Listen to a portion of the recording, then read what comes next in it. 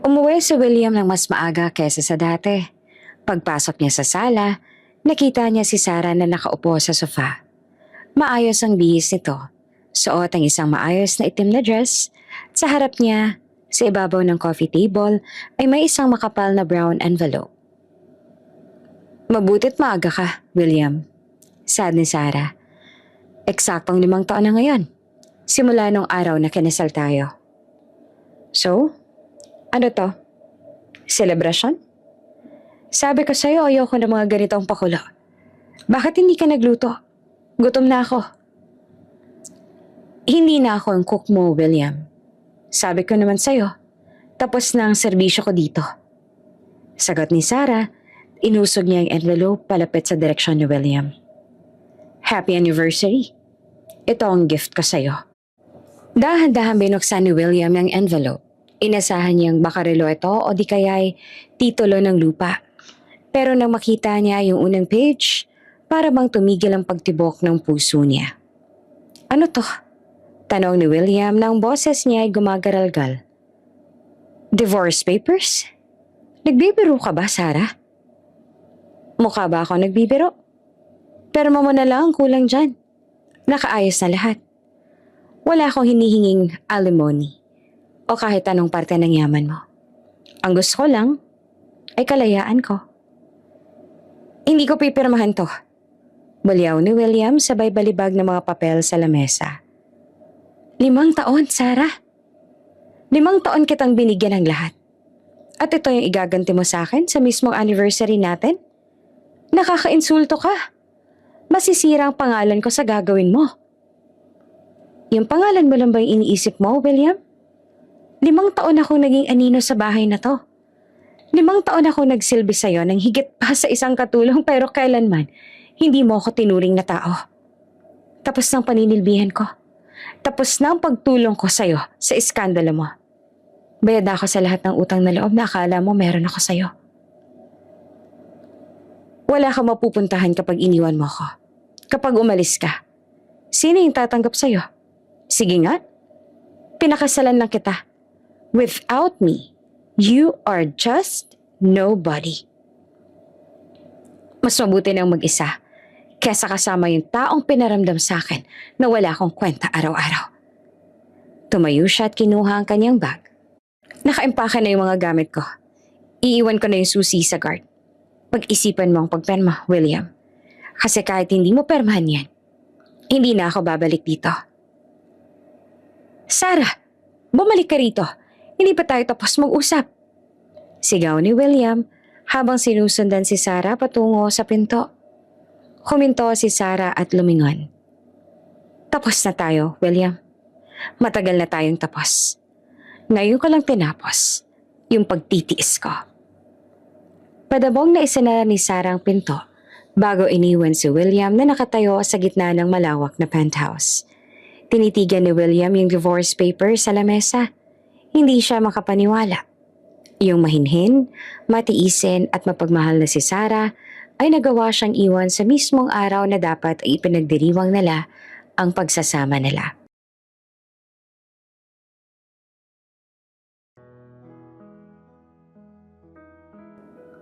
Sa loob ng isang malaking bridal suite sa isang 5-star hotel, nakaupo si Sarah sa harap ng malaking salamin.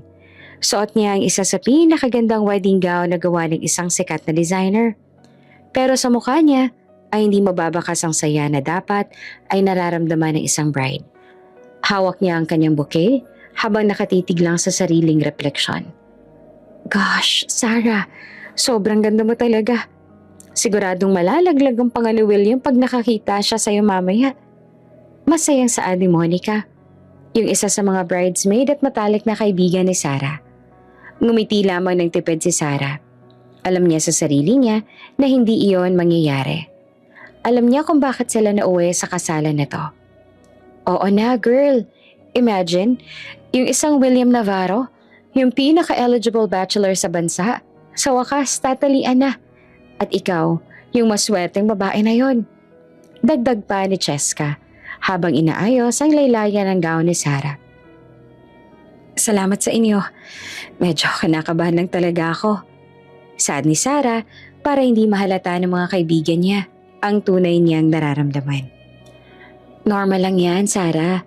Halos lahat naman ng ikakasal dumadaan sa ganyang kabe. Pero isipin mo na lang, simula ngayong araw, Mrs. Navarro ka na at lahat ng babae nangangarap na mapunta sa posisyon mo. Ani Monica sabay haplos sa balikat ni Sarah. Sana nga ganun lang kadali yun. Bulong ni Sarah sa kanyang sarili. Sa kabilang banda naman sa loob ng simbahan, nakatayo na si William sa harap ng altar. Maayos ang kanyang suot na tuxedo at bawat anggulo ng kanyang muka ay para bang gawa ng isang eskultor. Pero kung titingnan ng kanyang mga mata, wala itong emosyon, walang excitement, walang kaba at lalong walang pagmamahal. Nasa paligid niya ang kanyang mga tauhan at ilang malalapit na kaibigan sa negosyo. Ang kasalang to ay usap-usapan sa buong bansa. Hindi dahil sa pag-iibigan nila, kundi dahil ito ang paraan para malinis ang pangalan ni William matapos ang isang malaking iskandalo na kinasangkutan niya ilang buwan na ang nakakaraan. Ayos ka lang ba, William? Mukhang papatayin mo na sa tingin yung altar. Biro ni Mark, ang best man niya. Gusto ko lang na matapos na to sa lalong madaling panahon. Alam mo naman na ginagawa ko lang to para sa kumpanya. Saad ni William sa malamig na tono. Pero aminin mo, maganda si Sarah. Mabait din siya. Hindi ka natalo sa kanya. Tugon ni Mark. Hindi ko kailangan ng maganda o mabait. Kailangan ko lang ng asawa na hindi magbibigay ng problema sa akin. At si Sarah, siyang pinakaangkop para sa papel na yon. Saad ni William habang inaayos ang kanyang cufflinks. Maya-maya pa ay tumunog ng kampana ng simbahan. Hudyat na magsisimula na ang seremonya. Bumukas ang malaking pinto ng simbahan at doon ay tumambad ang napakagandang si Sarah. Lahat ng mga bisita ay napalingon sa kanya. Marinig yung mga bulungan ng paghanga sa ganda ng bride. Nagsimulang maglakad si Sarah sa aisle. Ang kanyang mga hakbang ay mabagal na para bang bawat segundo ay pinapahalagahan niya. Nakatingin siya ng diretso kay William. Umaasa na kahit sa sandaling ito ay makikita niya ang kahit konting pagkilala o paghanga man lang sa mga mata ng lalaking mahal niya. Pero habang papalapit siya sa altar, napansin niya ang hindi malang nakatingin si William sa kanya. Nakatingin lang yung lalaki sa malayo o kaya naman ay sa kanyang relo. Para bang yung paglalakad ni Sarah sa aisle ay isang mahabang meeting na gusto niya nang matapos. Nang makarating si Sarah sa harap ni William, iniabot ng kanyang ama ang kamay sa lalaki. Tinanggap ito ni William nang walang kahit anong ngiti. Hindi mala siya tumingin sa mga mata ni Sarah na magkatabi na sila sa harap ng pare. Handa ka na ba?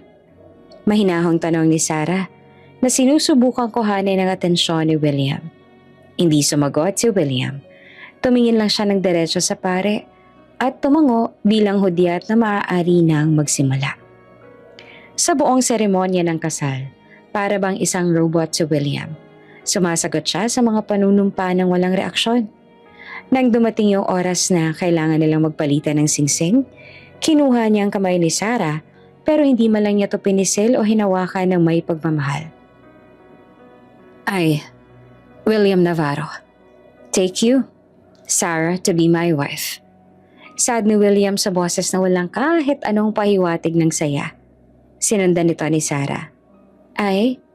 Sarah, take you, William, to be my husband. I promise to be true to you, in good times and in bad, in sickness and in health. I will love you and honor you all the days of my life. Sa bawat salitang binitawan ni Sarah, naroon ang katotohanan. Mahal niya si William noon pa man. Alam niyang ang kasalang to ay dahil lang sa iskandalo. Pero para sa kanya, ito ang pagkakataon na may ipakita sa lalaki na karapat-dapat siyang mahalin. Hindi niya inalintana na baka sa huli, siya lang yung nagmamahal. Basta yung mahalaga ay magkasama na sila. I now pronounce you husband and wife. You may now kiss the bride. Saad ng pare. Inaasahan ng mga bisita ang isang matamis na halik. Dahan-dahang itinaas si William ang belo ni Sarah. Sandaling nagtagpo ang kanilang mga mata At doon nakita ni Sarah ang kawalan ng interes ni William. Mabilis na humalik si William sa kanyang noo, hindi sa kanyang labi, bago muling tumingin sa mga bisita para magkunwaring masaya. Ngumiti ka, maraming kamera. Mahinang utos ni William kay Sarah habang nakaharap sila sa mga photographer. Sinusubukan ko, William. Sagot ni Sarah na pilit tinatago ang sakit na nararamdaman. Pagkatapos ng kasal, dumiretso sila sa reception. Isang napakalaking piging ang inihanda. Puno ng mga sikat na personalidad at mga negosyante. Pero sa gitna ng selebrasyon, pakiramdam ni Sarah ay siya ang pinakatahimik na tao sa loob ng venue. Si William ay abala sa pakikipag-usap sa kanyang mga business partners. Hindi niya malang inalok si Sarah ng pagkain o inisip kung komportable ba ito. Para kay William, tapos na yung palabas. Nagawa na yung kailangan gawin para maisalba ang kanyang reputasyon. Hindi ka ba kakain? Kanina ka pa dyan nakaupo. Tanong ni Mark na napansin ang katahimikan ni Sarah. Busog pa ako, Mark. Salamat. Sagot ni Sarah. Hayaan mo na yan si William. Alam mo naman yan, workaholic. Pero siguradong babawi yan sa'yo mamaya sa honeymoon ninyo. Biro ni Mark. Napangiti na lang si Sarah ng mapait. Alam niyang walang honeymoon na mangyayari. Alam niyang pagkatapos ng gabing ito, babalik sila sa kani-kanilang mundo. Kahit pa nasa ilalim sila ng iisang bubong. Habang pinapanood ni Sarah si William mula sa malayo, naisip niya kung hanggang kailan niya kayang tiisin ang ganitong klaseng trato. Pero dahil mahal niya ang lalaki, handa siyang maghintay. Handa siyang magsakripisyo.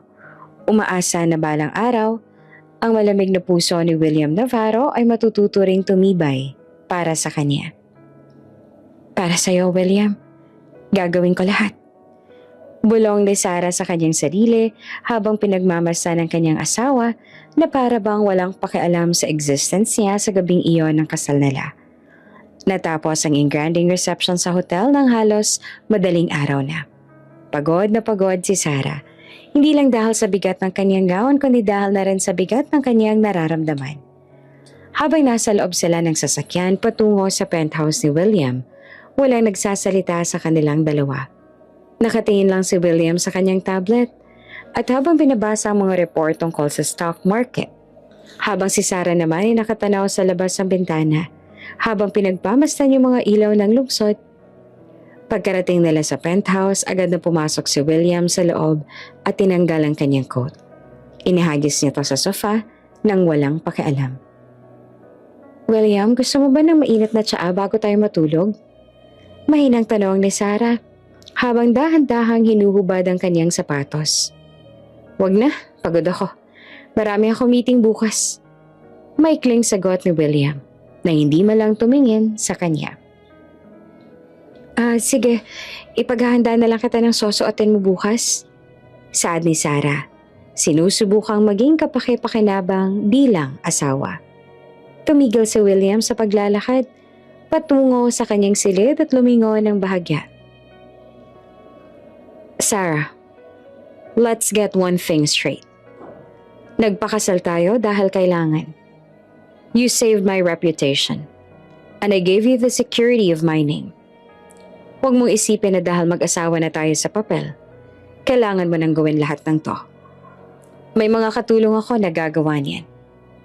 Nasaktan si Sarah sa deretsahang pananalita ni William, pero pinilit niyang hindi magpakita ng kahinaan. Alam ko naman yon, William. Pero gusto ko lang namang gawin yung tungkulin ko. Kahit ito man lang sana. Hindi mo kailangang magpakasawa sa akin, Sarah. Sapat na yung pagpapakita natin sa publiko. Ngayong gabi, doon ka sa malaking kwarto. I prefer to sleep alone. Malamig na utos ni William bago tuluyang pumasok sa kanyang master bedroom at isinara ang pinto. Naiwang nakatayo si Sarah sa gitna ng malawak na sala. Yung unang gabi ng kanilang dapat sana ay puno ng tamis ay naging simbolo ng pader na itatayo ni William sa pagitan nilang dalawa. Kinuha ni Sarah ang kanyang maleta at dahan-dahang pumasok sa guest room na itinuro ni William. Kinabukasan, maagang nagising si Sarah. Nakaugalian niya na gumising ng maaga para maganda ng almusal. Kahit na sinabi ni William na may mga katulong naman, gusto niyang siya mismo magluto para sa asawa. Nagluto siya ng paboritong breakfast ni William. Garlic rice, sunny side-up eggs at bacon na may kasamang mainit na kape. Eksaktong 7:00 ng umaga ay lumabas si William sa kanyang kwarto. Suot na ang kanyang mamahaling suit. Halatang handa na siyang umalis para sa trabaho. "Good morning, William. Nakahanda na yung almusal mo. Sabay na tayong kumain. Tara." Masayang bati ni Sarah. Tiningnan lang ni William ang lamesa ng mabilisan. "Wala akong oras para dyan. May breakfast meeting ako sa client. Sa labas na ako kakain." "Pero nagluto ako ng paborito mo. Kahit kaunti lang sana. Para hindi naman masayang." Pakiusap ni Sarah. "Ang sabi ko, ayaw ko. 'Di ba? Ibigay mo na lang sa mga security sa baba o di kaya itapon mo. Huwag mo akong pilitin sa mga bagay na ayaw ko, Sarah." Saad ni William habang kinukuha ang kaniyang briefcase. "Pasensya na. Gusto ko lang naman sana na mabusog ka bago ka pumasok." Saad ni Sarah na pilit na pinapatatag ang boses. "Huwag mo nang uulitin to. Sinabi ko na sa'yo. Hindi mo kailangan gawin yung mga gawaing bahay. At isa pa, huwag kang masyadong mag-expect sa relasyong to." Dagdag pa ni William, bago lumabas ang pinto na hindi malang nagpapaalam ng maayos. Napaupo si Sarah sa upuan. Tiningnan niya yung pagkaing inihanda niya ng may pagmamahal. Ito pala yung magiging buhay niya. Yung pagiging asawa sa pangalan lang. Yung maging anino sa loob ng sariling pamamahay. Pero sa kabila ng lahat na yon, hindi siya sumuko. Naniniwala siya na balang araw, mapapansin din siya ni William. Lumipas yung mga araw, linggo at buwan. Naging routine na ni Sarah ang pag-aasikaso kay William, kahit palagi siyang dinededman nito.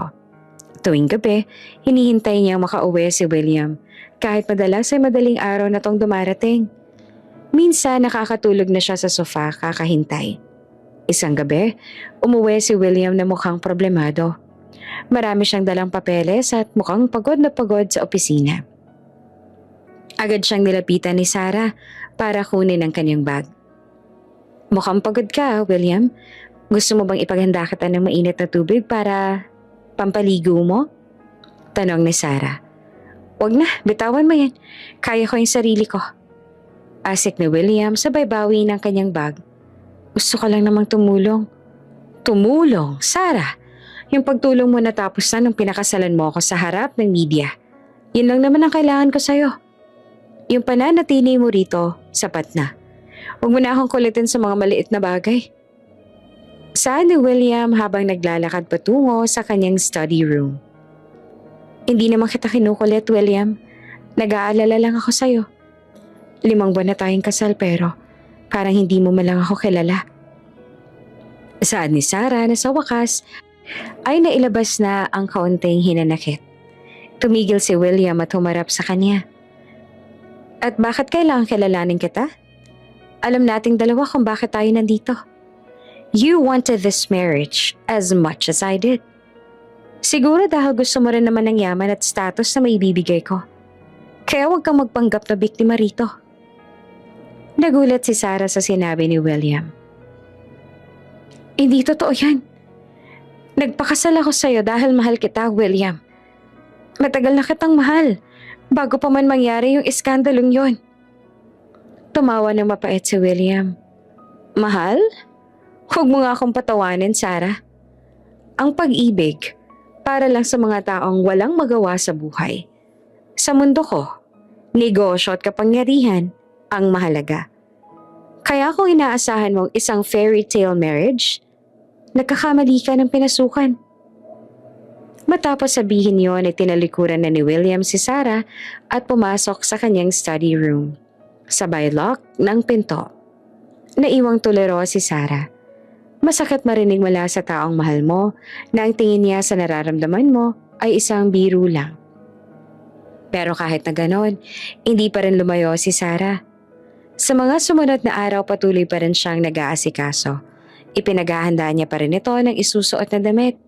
Tinitiyak na laging malinis ang paligid ni William at palaging nagluluto ng masasarap na pagkain kahit alam niyang hindi naman ito kakainin ng asawa. Bakit mo pa ba ginagawa yan, Sarah? Kita mo namang hindi ka pinapansin ng asawa mo. Saad ng kanyang kapatid na si Lara nang minsan tong bumisita sa penthouse. Kasi asawa ko siya, Lara. At kahit anong mangyari, naniniwala ako na darating din yung araw na makikita niya yung halaga ko. Sagot ni Sarah habang nag-aayos sa mga bulaklak sa vase. 5 buwan na, Sarah. 5 buwan na parang hangin ka lang sa bahay na to. Hindi ka ba napapagod? Tanong ni Lara na may pag-aalala. Napapagod pero hindi ako susuko. Mahal ko siya, Lara. At yung pagmamahal, marunong maghintay. Saad ni Sarah, bagaman may kaunting ragasan ng luha sa kanyang mga mata. Hindi alam ni Sarah na sa bawat araw na lumilipas, ang kanyang pasensya ay unti-unti nang nauubos. At ang pagmamahal na akala niya ay walang hangganan ay dahan-dahan nang dinudurog ng kawalang bahala ni William. Pero sa ngayon, pipiliin pa rin niyang manatili, manilbihan at magmahal ng tahimik sa likod ng mga pader ng bahay nila. 1 taon na nakalipas mula na maganap ang kasal nilang dalawa. Pero para kay Sarah, parang bawat araw ay lalong humahaba. Nakaupo siya sa malawak na dining table. Nakatitig sa bakanteng upuan sa harap niya. Gabi-gabi ganito ang eksena. Nakahanda ang mesa, may mainit na sabaw at may paboritong pagkain ni William. Pero yung upuan nananatiling walang laman. Bumukas ang pinto ng penthouse at pumasok si William. Tulad ng dati, hindi man lang siya lumingon sa direksyon ni Sarah. Dire-diretso siya sa bar counter at nagbuhos ng alak sa baso. Gabi na, William. Kumain ka na ba? Ipinagluto ka ng sinigang na hipon. Paborito mo to, di ba? Mahinang sabi ni Sarah habang tumatayo para salubungin ang asawa. Kumain na ako sa labas, kasama yung mga board members. Huwag mo na ako intindihin. Sagot ni William pagkatapos ay lumagok ng alak. Pero tumawag ako sa opisina mo kanina. Sabi ng secretary mo wala kang dinner meeting. Akala ko kasi uuwi ka na maaga kasi anniversary natin sa 1 buwan. Baka gusto mong pag-usapan yung plano natin? Anniversary? Sarah, ilang beses ko bang sasabihin sa'yo na huwag ka masyadong seryoso sa pagsasama natin? It's just a contract. 1 perasong papel lang yung nag-uugnay sa atin. Huwag kang gagawa ng kahit anong celebration dahil wala akong balak umattend. Putol ni William sa kanya. Ang boses niya ay walang bahid ng pagsisisi. Napahawak si Sarah sa gilid ng lamesa. Kahit ba 1 gabi lang, William? Kahit bilang pasasalamat man lang sa pagtulong ko sa'yo nung kailangan mo ng asawa? Tiningnan siya ni William ng matalim. Binabayaran kita sa pamamagitan ng marangyang buhay na to, Sarah.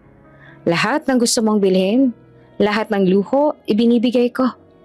Hindi pa ba sapat yon? Bakit kailangan mo pang humingi ng oras ko?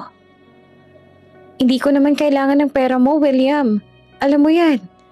Ang gusto ko lang naman na maramdaman na asawa mo ko. 5 taon yung usapan natin sa kontrata at 1 taon na lumipas. Sa loob ng 1 taon na yon, kailan mo ba ako huling kinausap na hindi tungkol sa schedule o sa kumpanya? Sigaw ni Sarah na sa wakas ay sumabog na yung galit niya. Nagulat si William sa biglang pagtaas ng boses ni Sarah. Hindi siya sanay na sumasagot ito sa kanya. Yung kilala niyang Sarah ay yung mahinhin at laging sumusunod. Wala akong oras para sa drama mo, Sarah. Kung hindi ka masaya sa setup natin, problema mo na yun.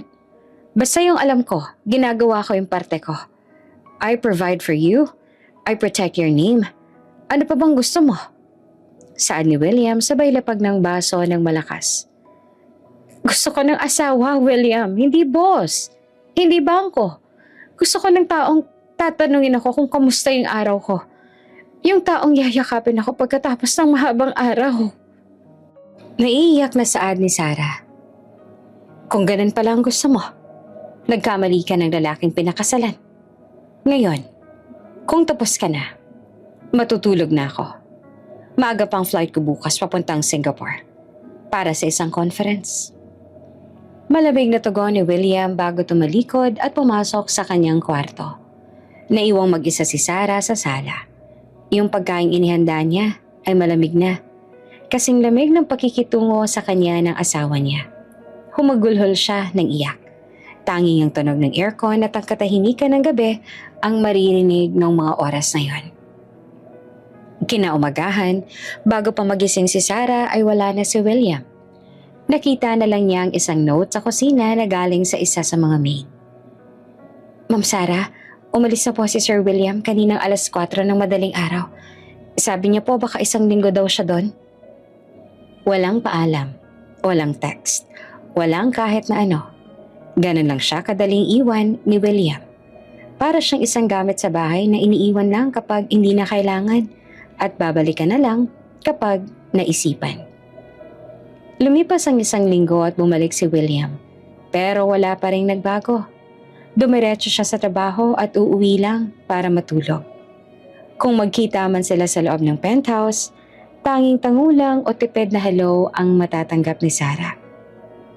Isang hapon, habang nag-aayos ng gamit si Sarah, nakita niya ang isang lumang picture nila noong araw ng kanilang kasal. Nakita niya yung sarili niya na puno ng pag-asa sa mga mata. Habang si William naman ay nakatingin sa malayo. Doon niya napagtanto na simulat sa pool, siya lang palang lumalaban para sa relasyong ito. Pumunta siya sa kusina at sinubukang magluto ulit. Siguro, kung gagalingin ko pa yung pag-aalaga sa kanya, baka balang araw mapapansin din niya ako. Bulong niya sa sarili na sinusubukang kumbinsihin ng sariling puso na pagod na pagod na. Nagluto siya ng adobong manok na alam niyang paborito ng pamilya ni William. Inayos niyang hapagkainan ng may kasamang kandila at sariwang rosas. Gusto niyang gawing espesyal ang gabing yon dahil bumalik na si William mula sa biyahe. Nang dumating si William, tinignan lang nito ang dekorasyon sa lamesa. Ano na naman to, Sarah? May okasyon ba? Tanong ni William habang tinatanggal ang kanyang necktie. Wala naman, William. Gusto ko lang na maging maayos yung dinner natin ngayong gabi. Welcome home. Nakangiting saad ni Sarah. Sabi ko na sa'yo, diba? Huwag ka na mag-abala. Nakakaabala lang yung mga ganitong bagay at yung mga kandilang yan napaka-corny, Sarah. Wala tayo sa pelikula. Saad ni William sabay ihip sa mga kandila para mamatay ang apoy nito. Parang pinipit-pit ang puso ni Sarah sa ginawa ni William. Corny? Pinaghirapan ko to, William. Gusto ko lang namang maging normal tayong mag-asawa. Normal? Sarah, normal tayo. Mag-asawa tayo sa papel. Nakatira sa iisang bahay at walang ibang nakikialam sa atin. Yan yung normal para sa akin. Kung gusto mo ng higit pa dyan, huwag mo sa akin hanapin. Saad ni William bago kumuha ng isang mansana sa basket at dumiretso sa kanyang kwarto. Hindi na kumain si Sarah. Inligpit niya ang lahat ng pagkain inihanda niya. Itinapon niya ang mga rosa sa basurahan. Sa bawat talulot na nahuhulog, para bang kasabay nito ang paghulog ng huling peraso ng pag-asa niya. Doon niya naramdaman ang matinding pagod. Ang 5 taon na kontrata ay para bang isang habang buhay na parusa. Mahal niya si William, oo. Pero yung pagmamahal na yon ay unti-unti nang nagiging laso na pumapatay sa pagkatao niya. Hanggang kailan, Sarah? Hanggang kailan mo titiisin maging anino? Tanong niya sa sarili habang nakatingin sa madilim na bintana. Alam niyang hindi niya na kaya magtagal sa ganitong sitwasyon. Ang babaeng mahinhin at matiisin ay unti-unti nang nagkakaroon ng lamat. At sa bawat pagdededma ni William, ang lamat na yon ay lalong lumalalim at naghihintay lang ng tamang oras para tuluyang mabasag. Habang natutulog si William sa kabilang kwarto ng mahimbing, si Sarah ay gising na gising. Pinaplano ng susunod niyang hakbang. Hindi na siya papayag na maging pang-display lang sa buhay ng asawa niya. Kung hindi siya kayang mahalin ni William, baka oras na para mahalin naman niya ang sarili niya. Lumipas ang mga buwan at naging 3 taon na ang pagsasama ni William at Sarah. Sa loob ng mga panahong yon, wala talagang nagbago sa trato ni William sa kanyang asawa. Yung penthouse na tinitirhan nila ay mas malaki pa sa isang palasyo. Pero para kay Sarah, ito ay isang napakagandang kulungan. Yung 5 taon na kontrata nila ay unti-unti nang lumalapit sa dulo. Pero yung distansya sa pagitan nilang dalawa ay para bang mas lalo pang lumalawak. Isang umaga, gaya ng dati, maagang nagising si Sarah para irahinda ang gamit ni William. Inayos niya ang kulay asul na suit na to, tsaka nilagay sa puting polo na bagong plancha. Maingat din niyang pinili ang sapatos na gagamitin ng asawa, kahit hindi siya kinakausap ni William. Alam ni Sarah ang bawat maliit na detalye tungkol dito. Kung paano nito gusto ang kape na walang asukal, kung anong pabango ang ginagamit nito kapag may board meeting, at kung anong oras to karaniwang sumasakit ang ulo dahil sa stress. Nakahanda na yung susuotin mo, William. Iniligay ko na rin yung mga gamot mo sa briefcase mo. Baka sumakit na naman yung ulo mo dahil sa sunod-sunod na trabaho. Saad ni Sarah, habang pababa si William mula sa hagdan. Salamat. Maikling tugo ni William. Hindi mo lang siya tumingin kay Sarah. Dire-diretso siya sa dining area kung saan nakahain na ang almusal. Umupo si Sarah sa tapat niya, umaasang kahit isang sandali ay magkaroon sila ng totoong pag-uusap. William, may charity event yung kumpanya niya sa Sabado. Tinatanong ng organizer kung makakarating ba tayo pareho. Sabi ko itatanong ko muna sa'yo. Habang nagbabasa ng dyaryo sa kanyang tablet, sumagot si William na hindi nag-aangat ng tingin. Pumunta ka kung gusto mo. I'll be late that day. May pipirmahan kaming deal sa mga investors mula sa Japan. Huwag mo na akong hintayin. Pero William, couples event yon. Nakakahiya naman kung mag-isa lang ako doon. 1 oras lang naman sana. Pagkatapos pwede ka nang bumalik sa trabaho. Pakiusap ni Sarah. Doon na nag-angat ng tingin si William. Pero ang kanyang mga mata ay puno ng pagkairita. Sarah, ilang beses ko bang sasabihin sa'yo? Busy ako. Yung charity event na yan para lang yan sa image. Kung nandun ka, pwede na yon para sabihing present ang pamilya natin. Bakit pa kailangan mong gawing komplikado lahat? Hindi ko naman ginagawang komplikado lahat, William. Gusto ko lang naman na makasama ka kahit sandali lang. Sa loob ng bahay na to parang multo lang ako sa paningin mo. Ni hindi mo malang ako magawang tingnan ng diretso kapag kinakausap kita. Saad ni Sarah na sinusubukang pigilan ang panginginig ng kanyang boses. Dahil wala akong makita sa'yo, kundi yung obligasyong kinasangkutan ko. Sarah, be realistic. You're here because you choose to stay. I'm providing everything. Bakit ba hindi ka nalang mag-shopping o makipagkita sa mga kaibigan mo at pigilan mo yung pag-oobserba sa bawat galaw ko? Asik ni William, bago pa dabog na tumayo at iniwan yung kalahating kinain na almusal. Pinanood ni Sarah ang pag-alis ni William. Yung luha na kanina pa niya pinipigilan ay dahan-dahang pumatak sa kanyang pisngi. 5 taon na siyang naninilbihan. 5 taon na siyang nagtitiis sa lamig ng pakikitungo nito. Wala silang physical intimacy. Ni hindi man lang siya hinahawakan ni William sa kamay o hinahalikan sa pisngi kapag walang ibang tao. Para silang mga estranghero na nagkataong nakatira sa iisang bubong. Ginamit ni Sarah ang kanyang oras sa paglilinis ng bahay kahit may mga katulong naman. Gusto siyang mapagod ang katawan niya para hindi na makapag-isip ang utak niya.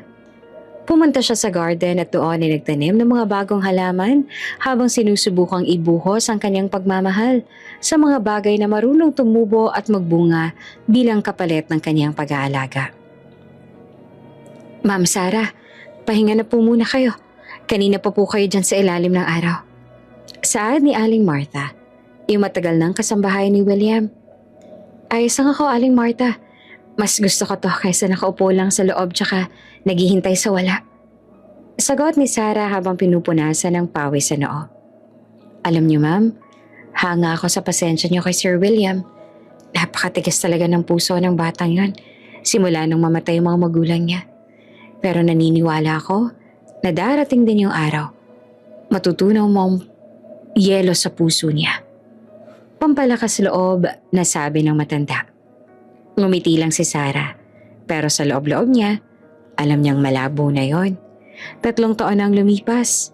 At kung may nagbago man, iyon ay yung katotohanan ng mas lalong naging manhid si William.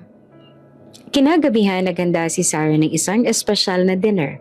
Gumawa lang ng lasagna na alam niyang paboritong kainan ni William tuwing pagod ito. Inayos niya ang mesa ng napaka-formal. Naglagay ng mababangong kandila at saka nagsuot ng isang simpleng damit na kulay puti. Dumating si William ng bandang 10:00 ng gabi. Pagod na pagod siya at halatang masama ang timpla. William, eto nagluto ako ng lasagna. Alam kong paborito mo to eh. Maupo ka muna at ang makakain ka na. Salubong ni Sarah sa kanya. Tumingin si William sa mesa. Pagkatapos ay kay Sarah. Busog ako. Nag-dinner kami sa office. At ano yan? Bakit nakadress ka pa? May pupuntahan ka? Wala. Gusto ko lang na maging maayos ang itsura ko para sa'yo. Kahit sandali lang. William, maupo ka. Kahit isang slice lang ng lasagna. Tikman mo, dali. Pakiusap ni Sarah. Ang sabi ko, ayoko. Hindi mo ba naiintindihan yung salitang ayaw? Nakakairita na, Sarah. Ang dami kong iniisip sa trabaho. Pag uwi ko pa rito, ikaw naman yung namimilit sa akin sa mga bagay na hindi ko naman gusto. Itabi mo yan o itapon mo, wala akong pakialam. Sigaw ni William bago dumiretso sa kanyang kwarto at malakas na isinarado ang pinto. Naiwang nakatayo si Sarah sa gitna ng sala. Tiningnan niya ang lasagna na pinaghirapan niyang gawin mula hapon. Dahan-dahan niyang kinuha ang tray at itinapon ang lahat ng yon ng laman nito sa basurahan. Hindi siya umiyak sa pagkakataong to. Sa halip, naramdaman niya ang isang matinding katahimikan sa loob ng puso niya. Doon niya na-realize na kahit gaano pang kamahal ang isang tao, kung yung taong yon ay ayaw magpabukas ng pinto, kahit anong katok ang gawin mo, hindi ka makakapasok. Yung dadmahan nila sa loob ng 3 taon ay hindi lang basta pag-iwas. Ito ay isang malinaw na mensahe na hindi siya kailanman magiging bahagi ng buhay ni William. Pumasok si Sarah sa kanyang sariling kwarto. Binuksan niya ang kanyang drawer at kinuha ang isang notebook kung saan niya isinulat ang kanyang mga nararamdaman. Sa huling pahina, isinulat niya ang mga salitang, "Hanggang kailan mo kaya maging anino sa buhay ng isang taong bulag sa presensya mo?" Matagal siyang nakatitig sa mga salitang yon bago niya ipinikit ang kanyang mga mata. Sa gabing iyon, isang desisyon ang unti-unti nang nabubuo sa kanyang isipan. Isang desisyon na alam niyang ikakabigla ni William pero kailangan niyang gawin para sa kanyang sariling kaligtasan. Naging 4 na taon ang pagsasama ni William at Sarah. Sa loob ng 4 na taong yon, naging master na si Sarah sa sining ng pagtitiis. Bawat araw ay isang ulit lang ng kahapon. Gigising siya ng maaga, maghahanda ng lahat para kay William. Didedmahin siya nito at matutulog siyang mag-isa sa kabilang kwarto. Isang hapon, habang naglilinis si Sarah ng library ni William, isang lugar na bihira niyang pasukin dahil ayaw ng asawa na may nakikialam sa mga gamit nito, napansin niya ang isang lumang folder. Nakalagay doon ang balita tungkol sa iskandalong kinasangkutan ni William 5 taon na ang nakakalipas. Doon niya muling naalala kung bakit sila nauwi sa ganito. 4 na taon na pala. 1 taon na lang. Sarah, 1 taon na lang at matatapos ng kontratang to.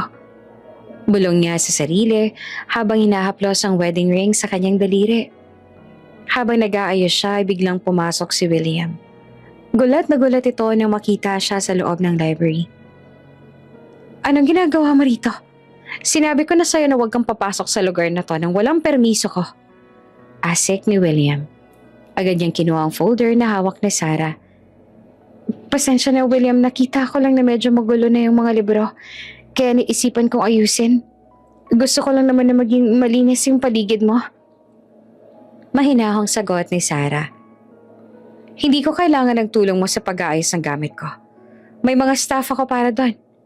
Ang kailangan ko ay yung wag mong pakikialaman yung mga private documents ko. Saad ni William habang inilalagay yung folder sa isang drawer at nalock ito. Private documents? William, asawa mo ko. Hindi naman ako titigil ng mga sekreto ng kumpanya mo. Gusto ko lang talagang makatulong sa'yo. Pangangatwira ni Sarah. Tumingin si William sa kanya ng may halong pangungutya. Asawa? Sarah, let's be real. Sa pangalan lang. Huwag mong kalimutan na yung kasalang to. Business move lang. You're getting paid for this, remember? Paid? Hindi ako tumanggap ng kahit anong pera mula sa'yo na hindi para sa bahay na to, William. Lahat ng luho na sinasabi mo, hindi ko hinihingi.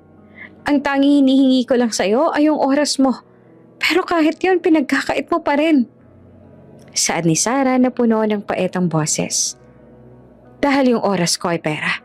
At yung pera, yun ang nagpapatakbo sa buhay nating dalawa. Ngayon, lumabas ka na. May gagawin pa ako. Malamig na utos si William. Lumabas si Sarah na mabigat ang loob. Sanay na siya sa ganitong trato. Pero habang tumatagal, lalong sumasakit. Kinabukasan, nagpa siya si Sarah na subukan ulit. Nag-bake siya ng paboritong cookies ni William at dinala ito sa opisina ng lalaki. Gusto niyang ipakita na kahit anong lamig nito, hindi siya susuko. Good afternoon, Ma'am Sarah. Bati ng secretary ni William na si Jane. Nasa loob po si Sir pero may kausap po siyang investor. Sige Jane, maghihintay na lang ako rito. Saad ni Sarah, sabay upo sa lounge area. Lumipas ang 2 oras, lumabas ang investor at pumasok si Sarah sa loob ng opisina. Nakita niyang nakasandal si William sa kanyang upuan. Nakapikit ang mga mata at mukhang pagod na pagod. William, nagdala ako ng cookies. Naisip ko baka kailangan mo ng merienda. Malambing na saad ni Sarah. Nagmulat ng mata si William. Sa halip na matuwa, nakita ni Sarah ang galit sa mga mata nito. Anong ginagawa mo rito, Sarah? I told you, never come to my office without an appointment. Nakakagulo ka sa pag-focus ko. Gusto ko lang namang dalhan ka ng pagkain. Hindi ka pa pwedeng mag-break kahit 5 minuto lang. Break? Sarah, I'm running a $1 billion empire. Wala akong oras para sa cookies mo. Look at this table. Puno ng mga kontrata at deadlines at ikaw, dadalan mo ako ng cookies. Napaka-childish mo talaga. Sigaw ni William sabay hawi sa box ng cookies na bitbit ni Sarah. Nahulog ito sa sahig at nagkalat ang pagkain. Natigilan si Sarah. Tinitigan niya yung mga cookies sa pinaghirapan niyang gawin ng buong umaga. Dahan-dahan niyang kinuha ang box at sinimulang pulutin ang mga peraso. Sorry, hindi ko na uulitin. Akala ko kasi hindi na naituloy ni Sarah ang sasabihin dahil nanginginig na ang kaniyang labi. Akala mo ano? Na magiging parang normal na mag-asawa tayo? Na naglalambingan sa opisina? Wake up, Sarah. This is reality. We are not that kind of couple. Now, leave. Saad ni William, bago muling humarap sa kanyang computer. Tumayo si Sarah at lumabas ng opisina nang hindi na tumitingin sa likod. Habang naglalakad siya sa hallway, naramdaman niya ang tingin ng mga empleyado. Ramdam niya ang awa nila. At yon ang pinaka-insulto para sa kanya. Pagdating sa bahay, dumiretso siya sa banyo at doon umiyak ng husto. Hinarap niya ang salamin at nakita ang isang babaeng nawalan na ng kislap sa mga mata. Yung Sarah na masayahin at puno ng pag-asa ay para bang unti-unti nang namamatay sa piling ni William. Bakit ko ba ginagawa ito sa sarili ko? Tanong niya sa kanyang refleksyon. Mahal ko siya, pero sapat ba yun para hayaan kong durugin niya ang pagkatao ko araw-araw? Sa loob ng 4 na taon, naging tagapaglingkod siya. Pinagsilbihan niya si William ng higit pa sa inaasahan sa isang asawa. Nilabhan ang damit nito, ipinagluto ng mga pagkaing hindi man lang natitikman, at naging tapat na kasama sa mga formal na okasyon kung saan kailangan nilang magpanggap na masaya. Pero sa likod ng mga kamera at saradong pinto, hanging lang siya. Naisip ni Sarah ang mga sakripisyo niya. Iniwan niya ang sarili niyang mga pangarap para suportahan ang kumpanya ni William. Nanahimik siya noong kailangan nito ng katahimikan. Pero kailanman, hindi siya nakarinig ng thank you o kamusta ka man lang. Nang gabing iyon, hindi lumabas si Sarah para salubungin si William. Nanatili lang siya sa loob ng kanyang kwarto habang nakatingin sa kisame. Narinig niya ang pagdating ng asawa, ang pagbukas ng pinto, at ang katahimikan na sumunod. Walang kumatok sa pinto niya para itanong kung bakit hindi siya naganda ng dinner. Walang naghanap sa kanya. Doon niya naramdaman ang pinakamasakit na katotohanan, na kahit mawala siya sa bahay na yon, malamang ay hindi man lang yun mapapansin ni William hanggat may ibang taong gagawa ng mga gawaing bahay. Ang dedmahan na to ay hindi lang basta pag-iwas. Ito ay unti-unting pagpatay sa koneksyon na inaasahan niyang mabubuo sa loob ng 5 taon. Ngayong 4 na taon na yung lumipas, naramdaman ni Sarah na ang pagmamahal niya para dito ay parang isang kandilang na uubusan na ng metsa. Malapit na tong mamatay. At kapag nangyari yon, wala nang babalikan si William.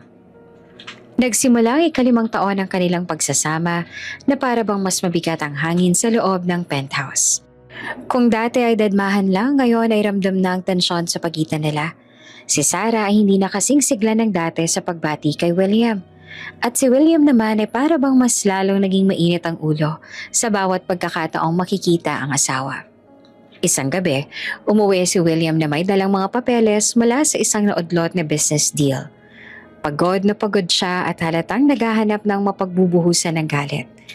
Nadatnan niya si Sarah sa sala na nagbabasa ng libro. Isang bagay na bihirang gawin ng babae sa harap niya. Dahil dati ay palagi itong nakapuntot sa kanya para magtanong kung anong kailangan niya. Bakit hindi pa nakahanda ang tsaa ko? At bakit pandilim dito sa sala? Bungad ni William, sabay bukas ang lahat ng ilaw ng padabog. Ibinaba ni Sarah yung libro at kalmadong tumingin sa asawa. Nandiyan naman yung mga helpers, William. Pwede ka namang mag-utos sa kanila. At tungkol nga pala sa ilaw, mas komportable ako magbasa ng hindi masyadong maliwanag. At kailan ka pa naging tamad? 5 taon mong ginagawa yan. Tapos ngayon magrereklamo ka? I pay for everything in this house, Sarah. Yung minimal na serbisyo lang naman sana yung aasahan ko. Asik ni William habang tinatapon ang kanyang coat sa sahig. Tumayo si Sarah at hinarap ang asawa. Hindi ako tamad, William. Napagod lang ako. Napagod ako maging katulong na walang sweldo. Tsaka asawa na parang hangin lang sa'yo. Kung tsaa lang ang kailangan mo, kaya mo namang kumuha sa kusina. Nagulat si William sa sagot ni Sarah. Ito ang unang pagkakataon na direkta siyang sinagot nito nang may bahid ng pagre-rebelde. Anong sabi mo? Napagod ka? Sarah, ang daming babae na gustong mapunta sa posisyon mo. Binigyan kita ng buhay na gusto mo. Tapos sasabihin mong napagod ka? Buhay, William? Yun bang tawag mo rito? Buhay? Sigaw ni Sarah, na sa wakas ay bumigay na ang kanyang pasensya. Yung tawag ko rito, pagluluksa. Araw-araw ako nagluluksa sa atensyon na binigay ko sa'yo. Pero tinapon mo lang sa basurahan. Akala mo ba sapat na ang pera? Akala mo ba mabibili ng bilyones mo ang pakiramdam na may naghihintay sa'yo sa gabi? Hindi kita pinilit na mahalin ako. Alam mo naman sa una pa lang na business deal lang to. Bulyaw ni William habang lumalapit kay Sarah at nanilisik ang mga mata. Pero alam mong mahal kita. Alam mong nagpakasal ako sa'yo para tulungan ka sa iskandalo mo dahil tanga ako. Dahil akala ko kapag nakita mo kung gaano ako katapat sa'yo, matututunan mo rin akong pahalagahan. Mangiyak-ngiyak na saad ni Sarah. Pahalagahan? Paano kita papahalagahan? Kung yung ginagawa mo lang maging anino ko. Wala kang sariling buhay. Palagi kang nakadepende sa akin. Sa atensyon ko. Sa oras ko. Nakakasakal ka. Bulyaw ni William. Yung mga salitang nakakasakal ay parang sampal sa mukha ni Sarah. Nakakasakal pala yung pag-aalaga ko. Sige, simula ngayong gabi. Hindi mo na mararamdaman yung sakal na sinasabi mo. Sagot ni Sarah na yung boses niya ay naging malamig at matigas. Mabuti pa nga. Dahil sawang-sawa na ako sa pagmumukha mong parang laging nagmamakaawa para sa atensyon. You're pathetic, Sarah. Kung hindi lang dahil sa apelyido ko, wala kang kwenta. Sa sobrang galit, kinuha ni William ang isang vase sa side table. Isang regalo pa ng magulang ni Sarah noong kasal nila at ibinalibag iyon sa pader. Nabasag ito sa libo-libong peraso. Kasing durog ng puso ni Sarah sa mga sandaling iyon. Yan naman tingin mo sa akin? Walang kwenta? Tanong ni Sarah sa mahinang boses, pero puno ng galit. Sa ngayon, oo. Dahil wala kang ibang ginawa, kundi maging pabigat sa buhay ko. Umalis ka sa harap ko, bago ko pa masabi ang mga bagay na mas lalong makakasakit sa'yo. Saad ni William, sabay turo sa pinto. Hindi gumalaw si Sarah. Nananatili siyang nakatitig kay William habang tinitingnan ng lalaking minahal niya ng 5 taon. Pero ngayon ay parang isang demonyo sa harap niya. Huwag ka mag-aalala, William. Hindi mo kailangang magsalita. Malinaw na sa akin ang lahat. Tumalikod si Sarah at dumiretso sa kanyang kwarto. Isinarado ang pinto ng malakas. Naiwan si William sa sala na hinihingal sa galit, habang yung mga peraso ng nabasag na vase ay nakakalat sa sahig. Isang paalala ng ugnayang tuluyan ang nagiba sa gabing iyon. Hindi natulog si Sarah sa gabing iyon. Yung mga salitang walang kwenta at nakakasakal ay paulit-ulit na umaalingaw-ngaw sa kanyang pandinig. Habang si William ay malamang natutulog na sa kabilang kwarto pagkatapos ng kanyang pagwawala. Si Sarah naman ay nagsimulang magligpit ng kanyang mga personal na gamit. Hindi niya kinuha yung mga mamahaling alahas o mga gamit na binili ni William para sa kanya. Kinuha lang niya yung mga bagay na dinala niya noong bago pa sila magpakasal. Kinaumagahan, bumaba si William para sa kanyang kape. Inasahan niyang makita si Sarah sa kusina. Marahil ay mugto yung mga mata, pero nakahanda pa rin ang almusal niya gaya ng dati. Pero pagdating niya sa dining area, walang pagkain sa lamesa, walang amoy ng kape. Yung penthouse ay tahimik na parang sementeryo. Sarah? Tawag ni William habang naglalakad patungo sa kwarto ng asawa. Sarah, nasa na yung kape ko? Huwag mo akong bigyan ng silent treatment dahil lang sa away natin kagabi. Padabog niyang binuksan ang pinto ng kwarto ni Sarah. Pero nagulat siya. Malinis ang kama. Maayos ang lahat. Pero wala si Sarah. Binuksan niya ang closet at nakitang bawas na ang mga gamit nito. Doon lang siya nakaramdam ng kaunting kaba. Pero agad itong napalitan ng Ines. Naglalayas. Napaka-immature niya naman. Bulong niya sa sarili. Lumabas siya sa kwarto at nakita si Sarah na pumasok sa main door. Galing ito sa labas at may dalang mga papel.